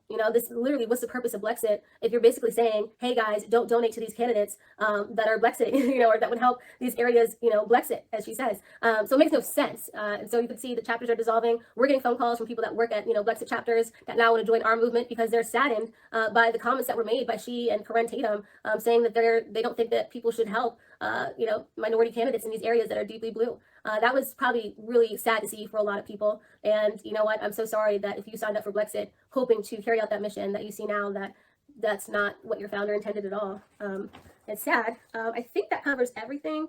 I know a lot of people are saying, why did you post a drug test? Again, I work with donors that are millionaires, and these people want to throw support behind my candidates in Red Renaissance. Of course, you want to make sure that your donors know that you're not on drugs, as you've been accused of doing drugs. And so, yes, I thought that was very relevant to this story. I think this whole thing was to take a swipe at my career, obviously, and to swipe at, the donor class that's been helping us. Luckily, a lot of donors reached out and said, we don't buy the story, and we support you 100%.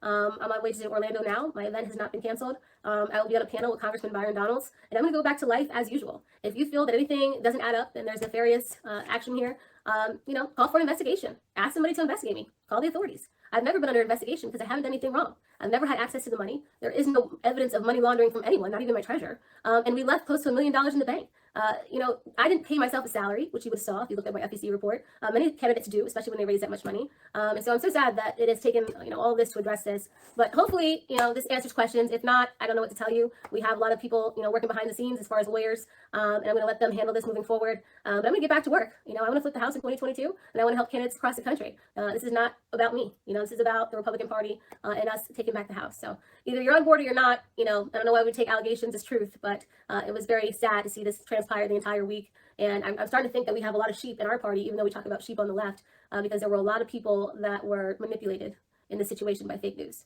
But I hope you all have a great week. In Candace's video, and in several messages that I've gotten from people who have never run for office before and don't understand how campaigns work, what happens is when you get to the end of your campaign, that's when everything counts.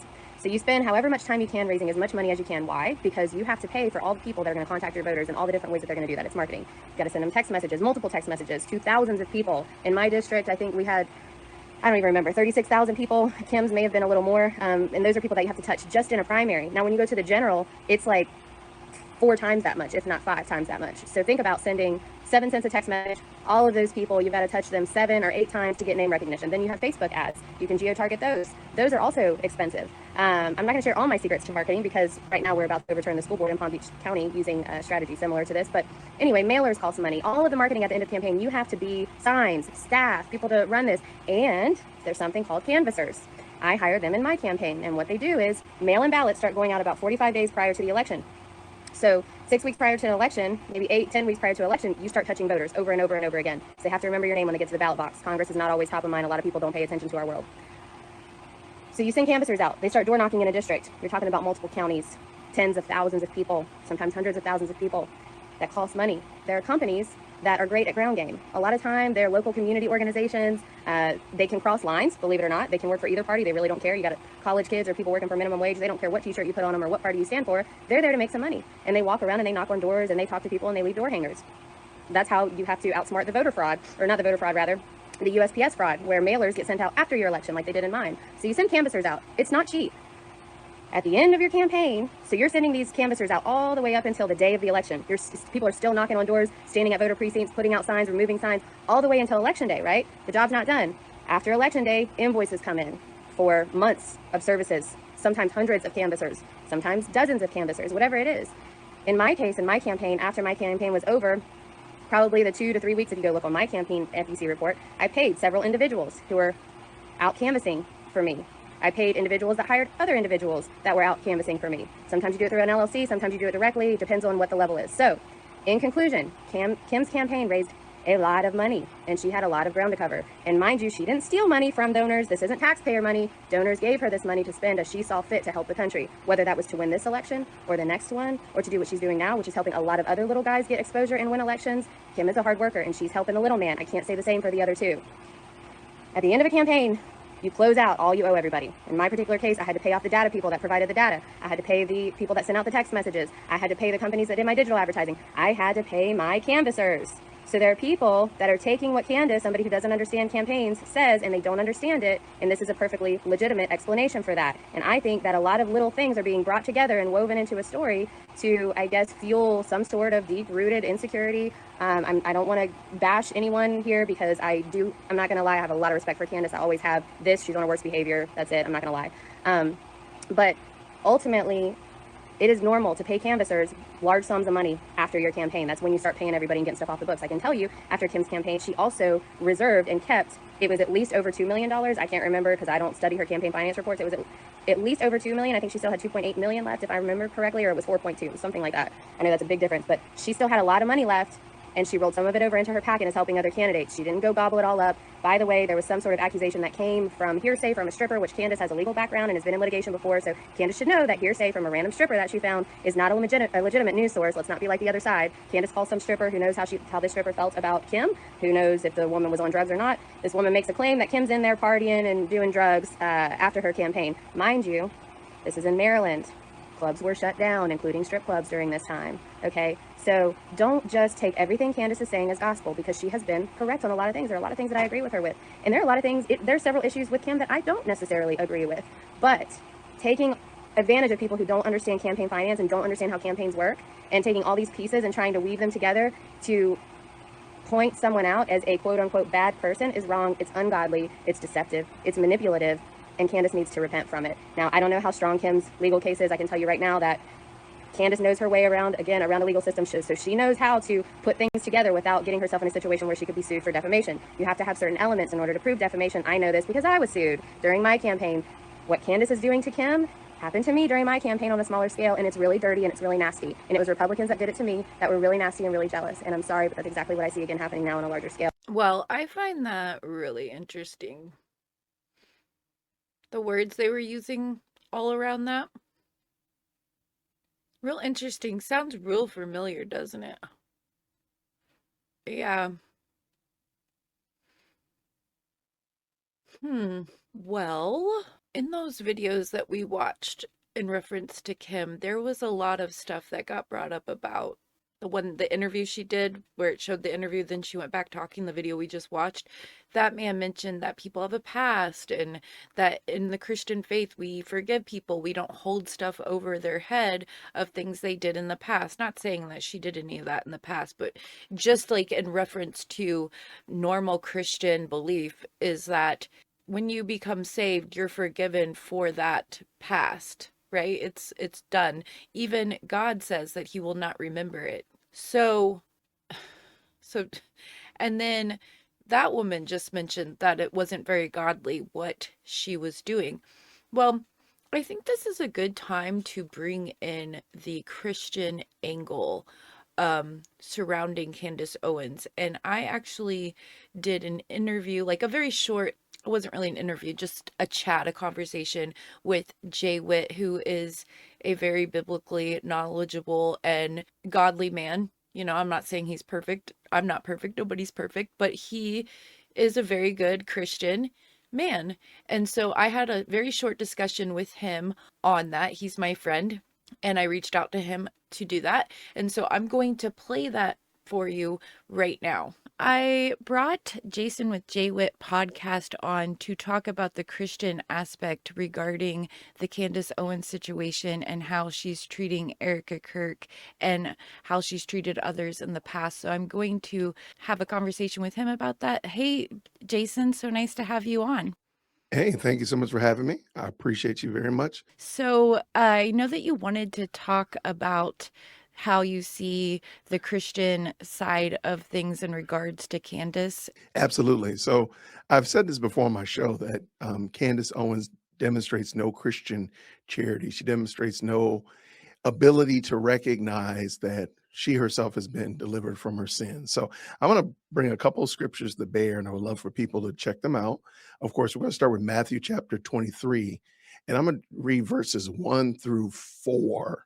And I think this will really help out. So it says this: Jesus said to the crowds and to his disciples, the scribes and the Pharisees sit in Moses' seat. So do and observe whatever they tell you, but do not do the works that they do. For they preach, but do not practice. They tie huge burdens hard to bear and lay them on people's shoulders, but they themselves are not willing to move them with their finger. And that's exactly what Candace does, bringing up people's old past, bringing up, bring not only their old past, but bringing up their grandparents' past and their great grandparents' past, and somebody that not even related to you's past. She just does that, and it's a burden because now Erica or the Macrones or Kim Klacik or anybody that Candace is zeroed in on has to deal with this because people look at them, because people do in fact listen to Candace, and so people do in fact take her words as, I hate to say this, as the gospel, and they treat it like what she's saying is true. She's become not only the judge, jury, but also the executioner. She's put herself in that position of, as the Pharisees did and the scribes, of being able to dictate practice and dictate behaviors from the seat, Moses' seat, the seat of the law. So that's that. There's no grace in the law, right? The law None. cannot save you. And everybody has a past, you know. So what we see with her bringing up Erica's past, and like you mentioned, her great great grandfather's past and all that, it's like she doesn't give people grace to have changed, to learn, to have repented. And none of us are perfect. I mean, even me as a Christian, I have a past from before I was a Christian, but even as a Christian now, I fail every day. You know, I try to do the best that I can, but I don't always do that. I fell. That's why we need Jesus. And she seems to bring everyone's past up and lay it bare in front of everybody when that's in the past. And I'm pretty sure, you know, we're supposed to move forward and not look to the past like that. No, I agree 100%. And to the point, and I'll talk about this in a moment, I feel like what she does, yes, she brings up your past or somebody else's past, or in some instances, we don't even know that this stuff is true. She's the Right. only arbiter of the truth. So, you know, scriptures do admonish us to not take the word of one person, but you need to have 2 or 3 witnesses. There's no witnesses. We have no way of knowing that most of the stuff she said about Erica, whether it's true or false, we don't know.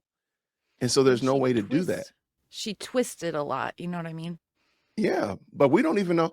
I don't know that that's really her grandmother's dog's veterinarian's vet degree. I don't know that. Do you know that? None of I us don't know. do. I don't know nothing. I don't know nothing. Right. We have no way of verifying this. So therefore, because it's not verifiable, why are you sharing this stuff? And we already know that she's made mistakes. We already know that she's made tons of errors in her quote unquote investigations. So why do you present it as if it's the truth? One of the other pushbacks that I get is that people say, well, it's hard that you say that she's not a Christian. Well, I'm going to go with what the scriptures say. And I'm going to go with Matthew 18.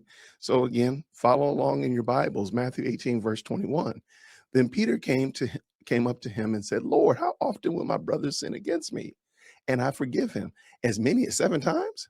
Jesus told him, I do not say to you 7 times, but 77 times. And therefore, the kingdom of heaven may be compared to a king who wished to settle his accounts with his servants. When he began to settle one, he was brought to him who owed him 10,000 talents. And since he could not pay, the master ordered that he be sold, and with his wife and his children and all that he had, and payment be made. So the servant fell on his knees, imploring him, have mercy, have patience with me, and I will pay you everything. And out of pity for him, the master of the servant released him and forgave him of the debt. The same servant went out and found one of his fellow servants who owed him 100 denarii. And seizing him, he began to choke him, saying, pay me what you owe. So his fellow servant fell down and pleaded with him, have patience with me, and I will pay you. He refused and went and put him in prison until he could pay the debt. When his fellow servants saw that what had taken place, they were greatly distressed, and they went and reported it to their master, all that had taken place. Then the master summoned him and said to him, you wicked servant, I forgave you all the debt because you pleaded with me. And should not you have had mercy on your fellow servant and had mercy on him? And in anger, the master delivered him to the jailers until he should pay all of his debt. So also my heavenly Father will not do to every one of you if you do not forgive your brother from your heart. How is it that Candace Owens has had her debt forgiven by God? How is it that she realized that she was a sinner in the hands of an angry God, that she eternally offended him, had her sins washed away at the foot of the cross? But she can bring up Erica Kurtz's bad spelling grade from 3rd grade. But she can bring up Erica Kurtz's great-grandfather's weird experiment at Quaker Oats or whatever like that. But she herself has been forgiven of her sins? Any charity or grace in her with all these other people that she's attacked throughout the years. It's like charity, means love. In the Bible, it means love. We see it in a different way now in our minds, but it means love. And so you're supposed to show love and grace to your fellow Christians and mankind, etc. And that's what we're taught from the Bible. And also the Bible tells us that Jesus Christ is the truth. So not only is she not giving grace to people and charity, but she's also not giving truth. No, and you're right on the button. And I think that's part of the problem. In my opinion, the problem is that she doesn't demonstrate any fruit of being converted. What is your evidence that she's converted? Besides, she says it. Okay, I could say I'm a 7-foot tall basketball player. What's the evidence of me actually being a 7-foot tall basketball player? So clearly your confession has to be lined up with your possession. Am I possessed by the NBA? Am I actually a player? Is she possessed by God? Does God own her? Like, that's the question that needs to be asked. And I think most people, if they're being fair, if they're being honest, they recognize, like, yeah, there's no evidence of conversion in Candace. Not because I don't like Candace, not because I think she's a terrible person, but because she's not converted. Yeah, I don't see the fruit of the Spirit in her life at all. Not the life she shows on the camera anyway. Yeah, not a bit. Yeah.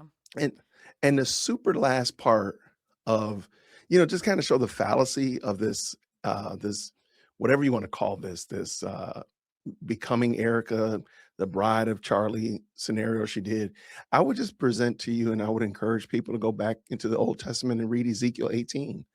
There's no place in scripture where a child is responsible for their dad's sins. None whatsoever. Everybody's responsible for their own sins. So the idea and the notion of dragging up your mom and your stepdad and your stepdad's sister's boyfriend's cousins, goldfish washer, all that kind of dumb stuff has no bearing at all in scripture. So why would you be doing that? Why would I hold you accountable for somebody else that's not even, you don't even know this person?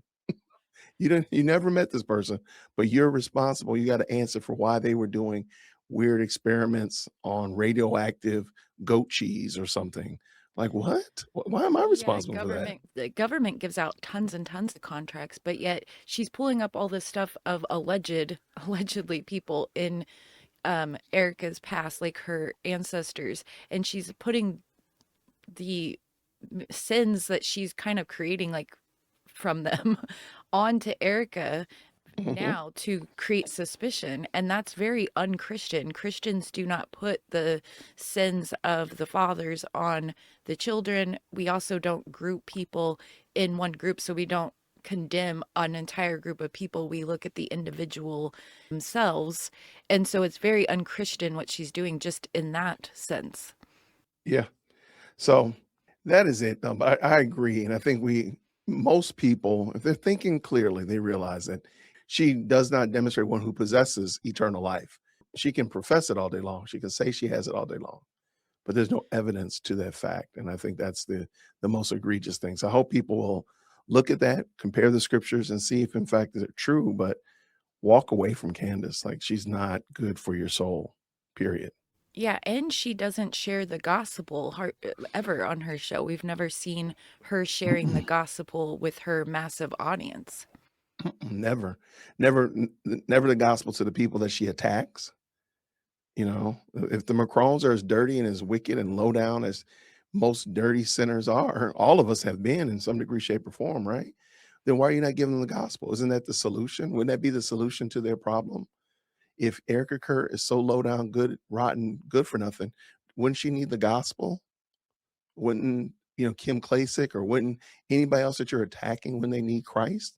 Why do you not give them Christ if you in fact have Christ? I mean, you have found the solution. You found the oasis in the desert. Why don't you tell them how they can deal with their sin, Candace? Since of course you're all involved for the underlings. Why are you not giving these people the solution that will actually deal with their issue?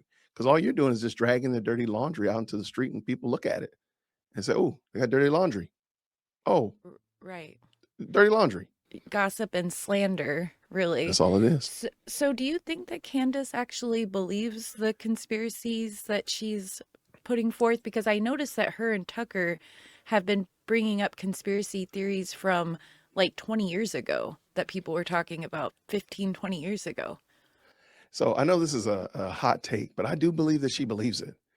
And the reason I believe that is because she has feasted, like literally banquet, smorgasbord her mind on these type of materials. If you look at her book club and her reading list, it's always these type of texts. It's always this type of content. It's always this type of reading material, conspiracies, cabals, this, that, and other. I do believe at this point she believes it. So some of them sound wackadoodle. Like, well, do you really think she thinks Erica is an android? I mean, that does sound kind of crazy when you say it like that, but implying now that Erica was a handler of Charlie Kirk, and that she is an MK Ultra mind control slave. I think that's where she's going with that. Yeah, I mean, it does sound kind of crazy when I say it. I do think she believes that, and I think only because I've seen the stuff that she reads. If she was reading and feasting, if she was not reading that type of stuff on a regular basis and serving up her audience a steady diet of that stuff, I would probably say, nah, she doesn't really believe it. She's just doing it for the clicks and the gigs. But nah, that's all she feasts on. And because of that, I think it's fair to say that that's probably where that's where she lands. She believes this. She does. It sounds weird and it sounds crazy, but I think this is really truly what she believes. And Wow, I could be wrong, and I wish I were wrong, but I think that's what she believes. that's crazy. It Oh, is. well, thank you for coming and talking with me and Oh, yeah. expressing a viewpoint from a Christian perspective. I know that there's been a lot of really solid in Jesus and in the word people out there that have been calling her out and talking about her behavior recently, and I've Mhm. really enjoyed that, and I think it's really good to get that Christian perspective on the whole situation brought into the conversation. I So, agree. Well, thank you for having me. I appreciate it. And if you ever need me again, you know where to find me. okay, I'll talk to you later. Thank you. All right. Take care. Bye now. Okay, I just think it's really good to bring in with all this the stuff around Candace. It's actually just so low, vibrationally, spiritually. It's just so low and evil in a way. I know that, that people get wound up about that, but it is evil to talk badly about people that when it's not true, and to slander people and try to ruin their reputation in the eyes of others. And the Bible talks about that quite a bit, and that it's not good and it's wicked. And so I just think it's good to bring in a Christian perspective. Now, let's get back to our House and Habit article. Okay, last line in the article when we were reading it last was, "It was also obvious as Candace told the story, another plot like so many others concocted by the Jews." Candace made an open call for her audience to pay attention to Olivia Nuzzi. She used her full name throughout the episode, a choice designed to elicit attention that she was requesting to be paid to Olivia, and asked that anyone with information about Olivia come forward. "I am just trying to figure out what we can learn about Olivia Nuzzi. So I'm openly saying to people, if you know her, if you've worked with her, if you've dated her, anything, you can email us at info@candaceowens.com and tell us what you know, because I'm going to focus on her. I just know where there's smoke, there's fire." Echoing Mitchell at dinner the night of the van jolt, Candace referred to Olivia's odd protection of RFK Jr., though she seemed to think it was about loyalty to Israel and not love. Could you imagine? Could you imagine this happening to you? You're just a person living, where'd they say? Somewhere in California. And all of a sudden, Candace Owens starts attacking you and telling people if they know anything about you to send the information to her email. I mean, could you just imagine how crazy that would be? When Candace was presented with evidence that proved her smear was wrong, she didn't correct it or retract any of these harmful accusations. She didn't seem to care. It was a Scooby-Doo meets James Bond scenario crafted to spike views, and it worked. Olivia and I were working together, funded somehow by Israel, in order to somehow control RFK on behalf of Israel, and we were conducting our spycraft as two highly visible writers drifting up and down the blue stretch of the Pacific Coast Highway in an old rusted English bus bearing his initials that had been purchased in England during the Queen's Jubilee, driven by Olivia, who can't drive stick and is on principle totally disinterested in British culture. Meanwhile, locals watching live found hilarity in how the spin evolved. My phone started pinging as soon as she dragged the bus into it. Around town, Mike and our dog Lewis cruising the harbor is a common sight. They can be spotted in line at Starbucks almost every morning. Lewis, with his head perched out the passenger window, delights in his lot in life that takes him on scenic drives daily. This detail was easily trackable.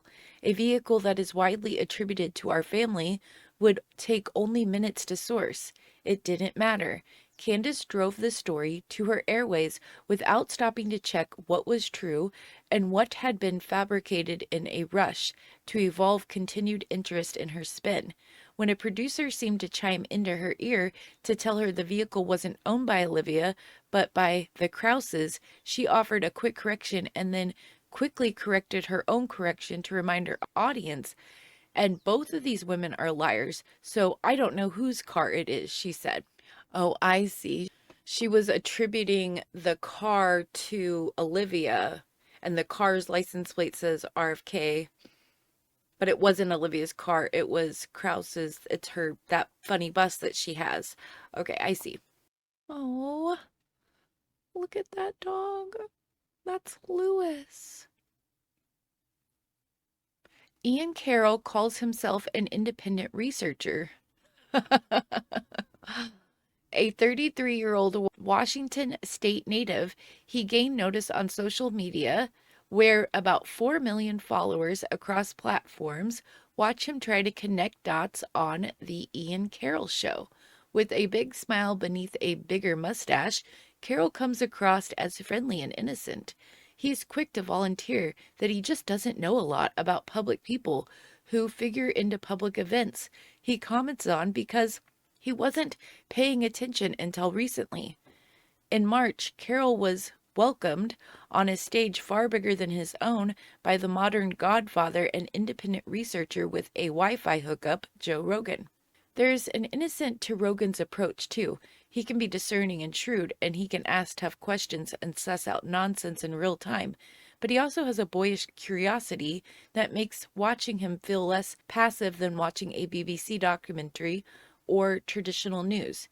He's not entertaining to watch, but hospitable as the host of the Joe Rogan Experience, the human experience itself, calm and collected, but also present and real, enough to look at something new and just say, wow, or you can laugh this off as stoner cinema, entertainment for boys, and I'll admit I'm not his target audience, but I get it. Carroll and Rogan talked about conspiracies and their appeal generally, and they talked about the conspiracies that they entertained specifically. It was old school Rogan, a good-natured, low-stakes dialogue where host and guest were game to throw out subjects and bat them around. And it all seemed new to Carroll. The thing is, I don't know how to trust things like AI reconstructed videos, Carroll said. He sounded serious. Let's just trust it, bro. It's fine, Rogan said. He sounded sarcastic. Carroll's sense of constant discovery and easy awe is central to his appeal. Viewers are likely entering any conversation with Carroll with about as much information as he has, meaning they can experience discovery and awe along with him. The internet is full of conspiracy theorists, some more watchable than others. Carroll is not unique in that respect. He is extraordinary, though, in another way. He has often been a guest on Candace, where guests are not relied on as they are on other popular programs on the medium. Candace is a one-woman show about a hero, Candace Owens, who wields her powers of sharp insight and sharper tongue to slay the villains who offend or irritate her and who knows, are perhaps conspiring together on behalf of a shadowy and corrupt force that could be literally anything, but is definitely Israel. The people and events outside the confines of her studio are just material to advance her plot.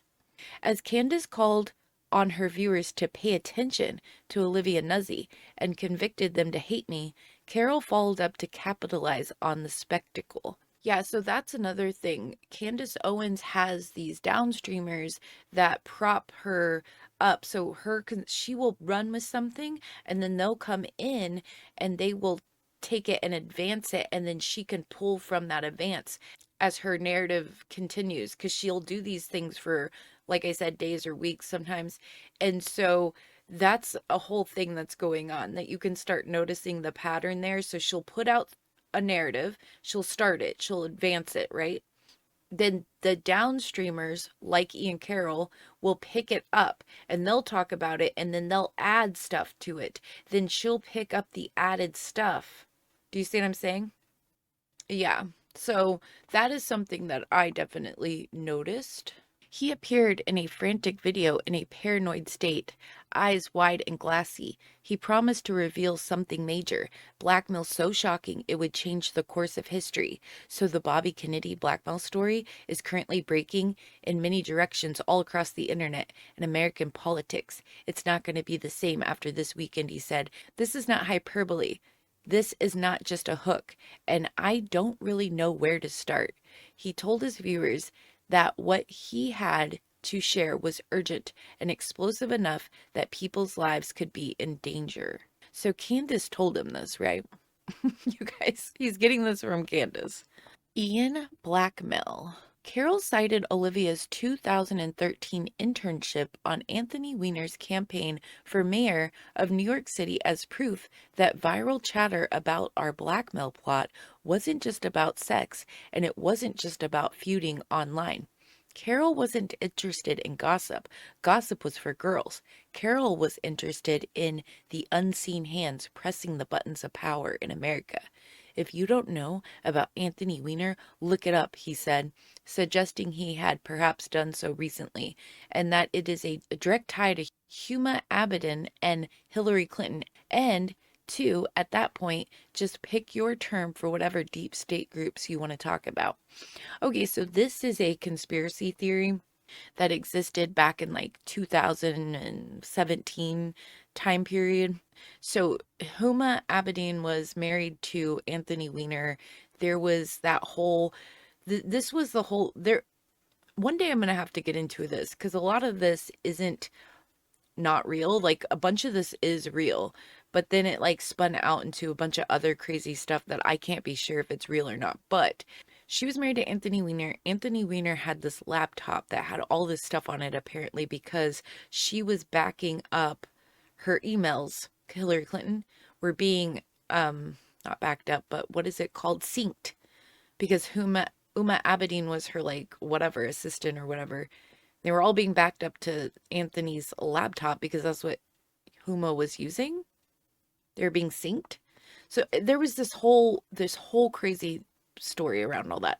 And like I said, I noticed this already a while back, and I think I mentioned it before, but they are bringing up old conspiracy theories, and then they're not explaining them very well and even sort of changing them, like spinning them to suit their narrative.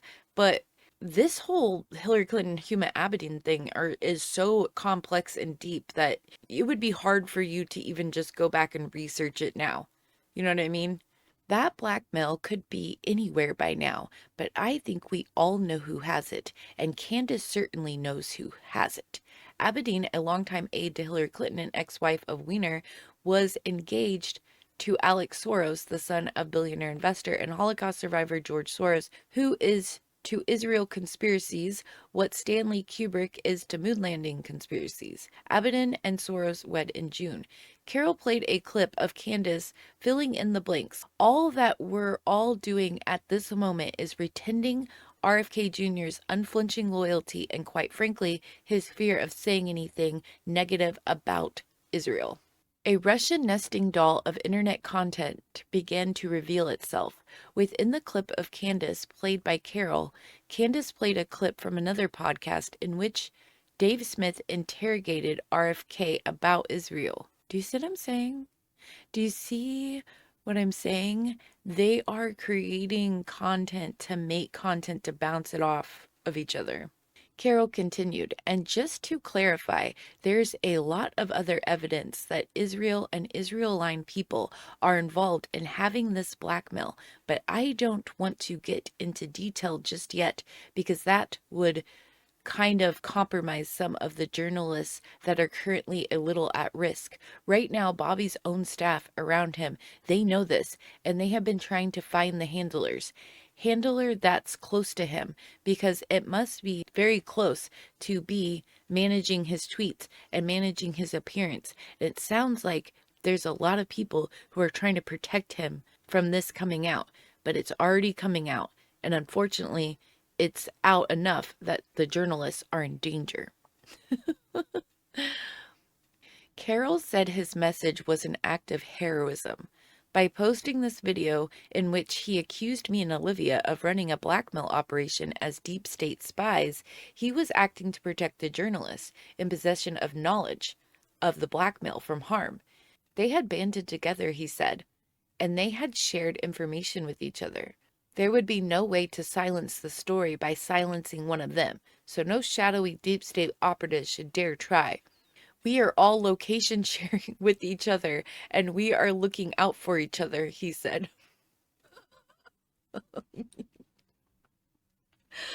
You guys, you guys, you guys.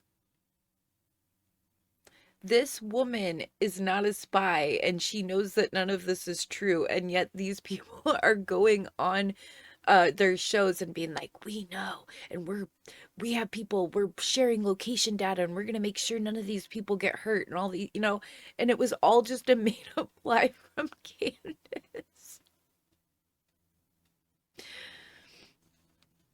I can't with this. I do not know all the details yet, and I don't know if every single little detail that I just said is correct, but I know that enough of it is going on, and I'm getting it from like 5 to 6 different sources, 7 different sources tonight. This is coming out, and the next couple of months are going to be completely insane, he said. My heart raced when I saw what he said. I lost sleep over it. Carol was so convinced that I began to worry I might have unknowingly collected damaging evidence on RFK. I scrolled through both of my phones in a panic. The worst I could find was a slow pan video of his pantry in Hyannis Port. As a nosy house guest in the fall of 2023, I filmed his vacation shelves scarcely stocked with processed snacks, and later cornered his godson, who confessed that Bobby was known to smother copious amounts of Jiffy peanut butter atop white bread on the Cape, seed oils as a preferred indulgence. Not exactly evidence to topple the nation. A few weeks later, Ian Carroll would fill in as the host of Candace for a 12-episode stint while Candace Owens went on leave to deliver her 4th baby. Before she departed from her set, though, she would stage another spectacle. She was thrilled that our feud had generated not just profit for her, but loss for me. She talked about subscribers who had defected from my side to hers. It was war, just like Mitchell told me it would be. The only thing he got wrong was what it would require to start the bloodshed. In the end, all Candace needed was a rumor of a shot in the works. After drafting this whole outlandish serial soap opera built on blatant falsities, she finally decided it had reached its finale. I wished her well in her delivery. She vowed to pray for me and leave it there. The very next day, she resumed the attacks. What followed in the wake of Candace's wrath was a bout of frightful, relentless harassment. Strangers flooded my inbox. Rage spilled into my children's social channels. My 2 older boys called me terrified and confused. By a restrained estimate, 5.75 million viewers watched Candace's lives. Millions more saw them spread across the internet. Thousands of people harassed me in response. Thousands harassed and threatened Olivia too. The threats were grotesque, and some were horrifically specific, ranging from sexual violence to murder. People promised they were coming to Malibu to take their own clean shot of revenge against Olivia. Every corner of our lives online for a year has been infected by hateful invaders, followers of Candace who feel justified in tormenting us because of what she aired about us. Meanwhile, Candace's sources, the freelancer and my former best friend, found new ways to register from their betrayals. One started a merch site branded around insults specific to me and collecting Venmo donations as consolation from strangers amid our friendship breakup. Both of the freelance writers launched Substack newsletters and began trashing me incessantly on every platform they engaged with, putting fictitious versions of my work and life behind paywalls to cover the funds needed to get them to New York to track the Diddy trial like they'd been planning all along, while running amok under my trust, opening and sifting through all of my raw edits taking screenshots of my financial dashboard, inquiring in arranged meetings with Substack how someone with unfettered access might export another editor's entire subscriber list.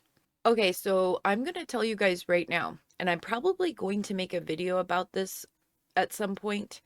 It's sort of an important video though, and I don't have a whole lot of subscribers, so like there's a bunch of videos I want to make, but I don't know if like now's the right time. But I want to warn everybody, especially if you have a YouTube channel or a Substack like she does, or any kind of thing like that. This happens all the time. I have seen it happen. I know people that it's happened to, where they will get moderators, they will get producers, the people that help them behind the scenes, and those people eventually will turn on you more, not all the time, but a lot of times, and then now they have access to all your stuff. Okay, and then they will do exactly what these people are doing. I've seen it done. And then they I've seen people get stalked, all kinds of crazy stuff. So you need to be extremely, extremely careful with your online platforms and who you're moderating, who you're letting in to help you, and try to keep them as distant from all your important personal private information as you can, if you do bring anyone in. Worst of all, they align themselves with the purveyors of a vile hate site dedicated to tracking and harassing my every move, cozying up to deranged cyberstalkers they knew I feared. Not even my children were off limits. My concerns about these individuals were well established among my family and friends, some of whom were swept into the hate simply because they were connected to me. Candace and her sources didn't stop there. These self-proclaimed victims of my toxicity continued to monetize their new status as such. Violated by the viral smear of Candace, they logged on and posted coded messages, hoping they might bait me into some kind of heated reaction, which would provide them a new excuse to drag out their routine of bullying and doxing the paid subscribers in my chat, hopping on to hosted Instagram lives to taunt and mock me while making their own attempts to replicate my regular topic and style of news coverage.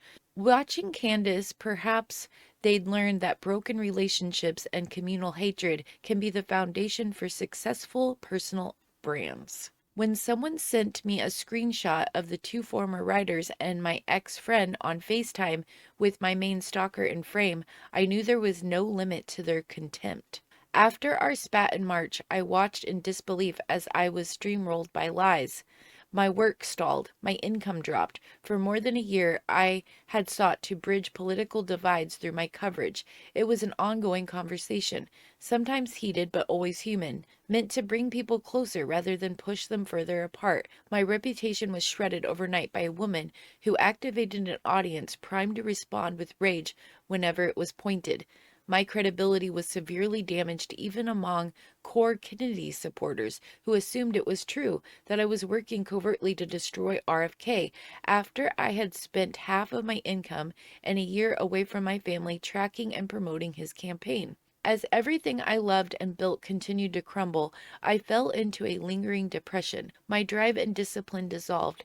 As a family, we struggled to regain our footing. But on the other side of my anger, as it slowly subsided, my curiosity returned. Candace's attacks had knocked the wind out of me, but I trusted there had to be a reason things unfolded the way they did. I also knew humility brings valuable lessons with it, so I began to dig. I stopped reacting and quietly tracked her actions. What I uncovered about Candace's past reveals a shocking pattern and a trail of people harmed along the way, with stories eerily similar to mine. Many had been silenced by fear, stunted by the reputational destruction she is proudly known for.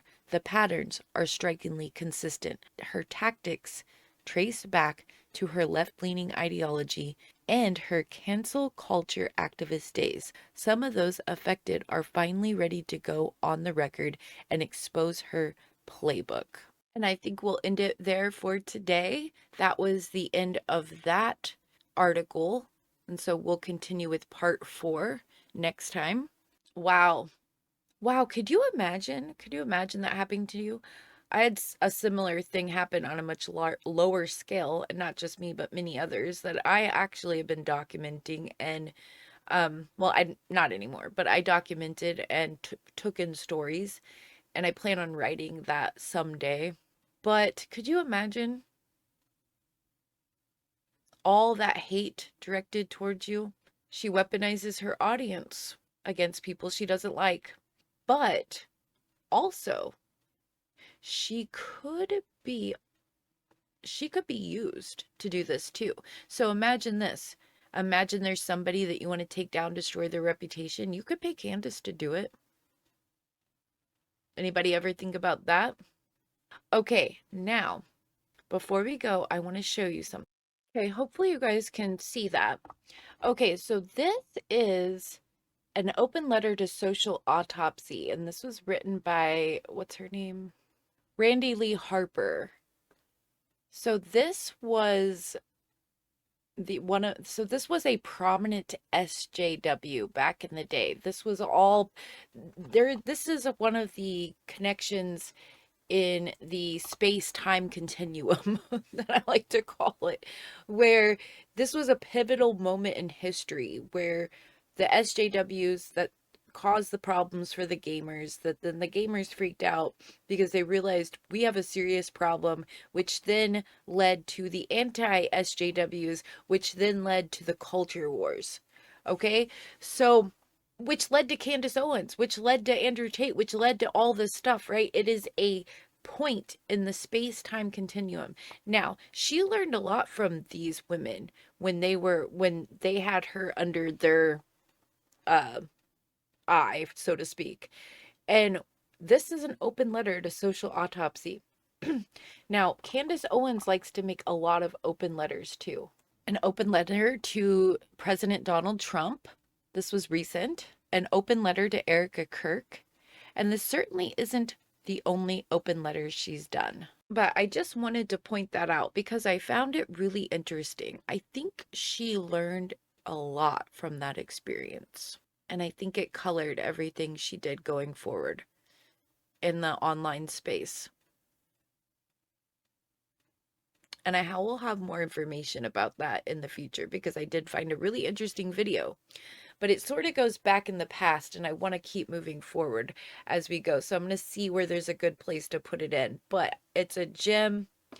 Anyway, thank you guys for being here. Please like, comment, and subscribe. Let me know what you think in the comments. These episodes we're doing on the Candace Owens series drop on Friday, so make sure to keep checking back on Fridays. Subscribe, please, and I will see you guys next time on The Eclectic Journalist.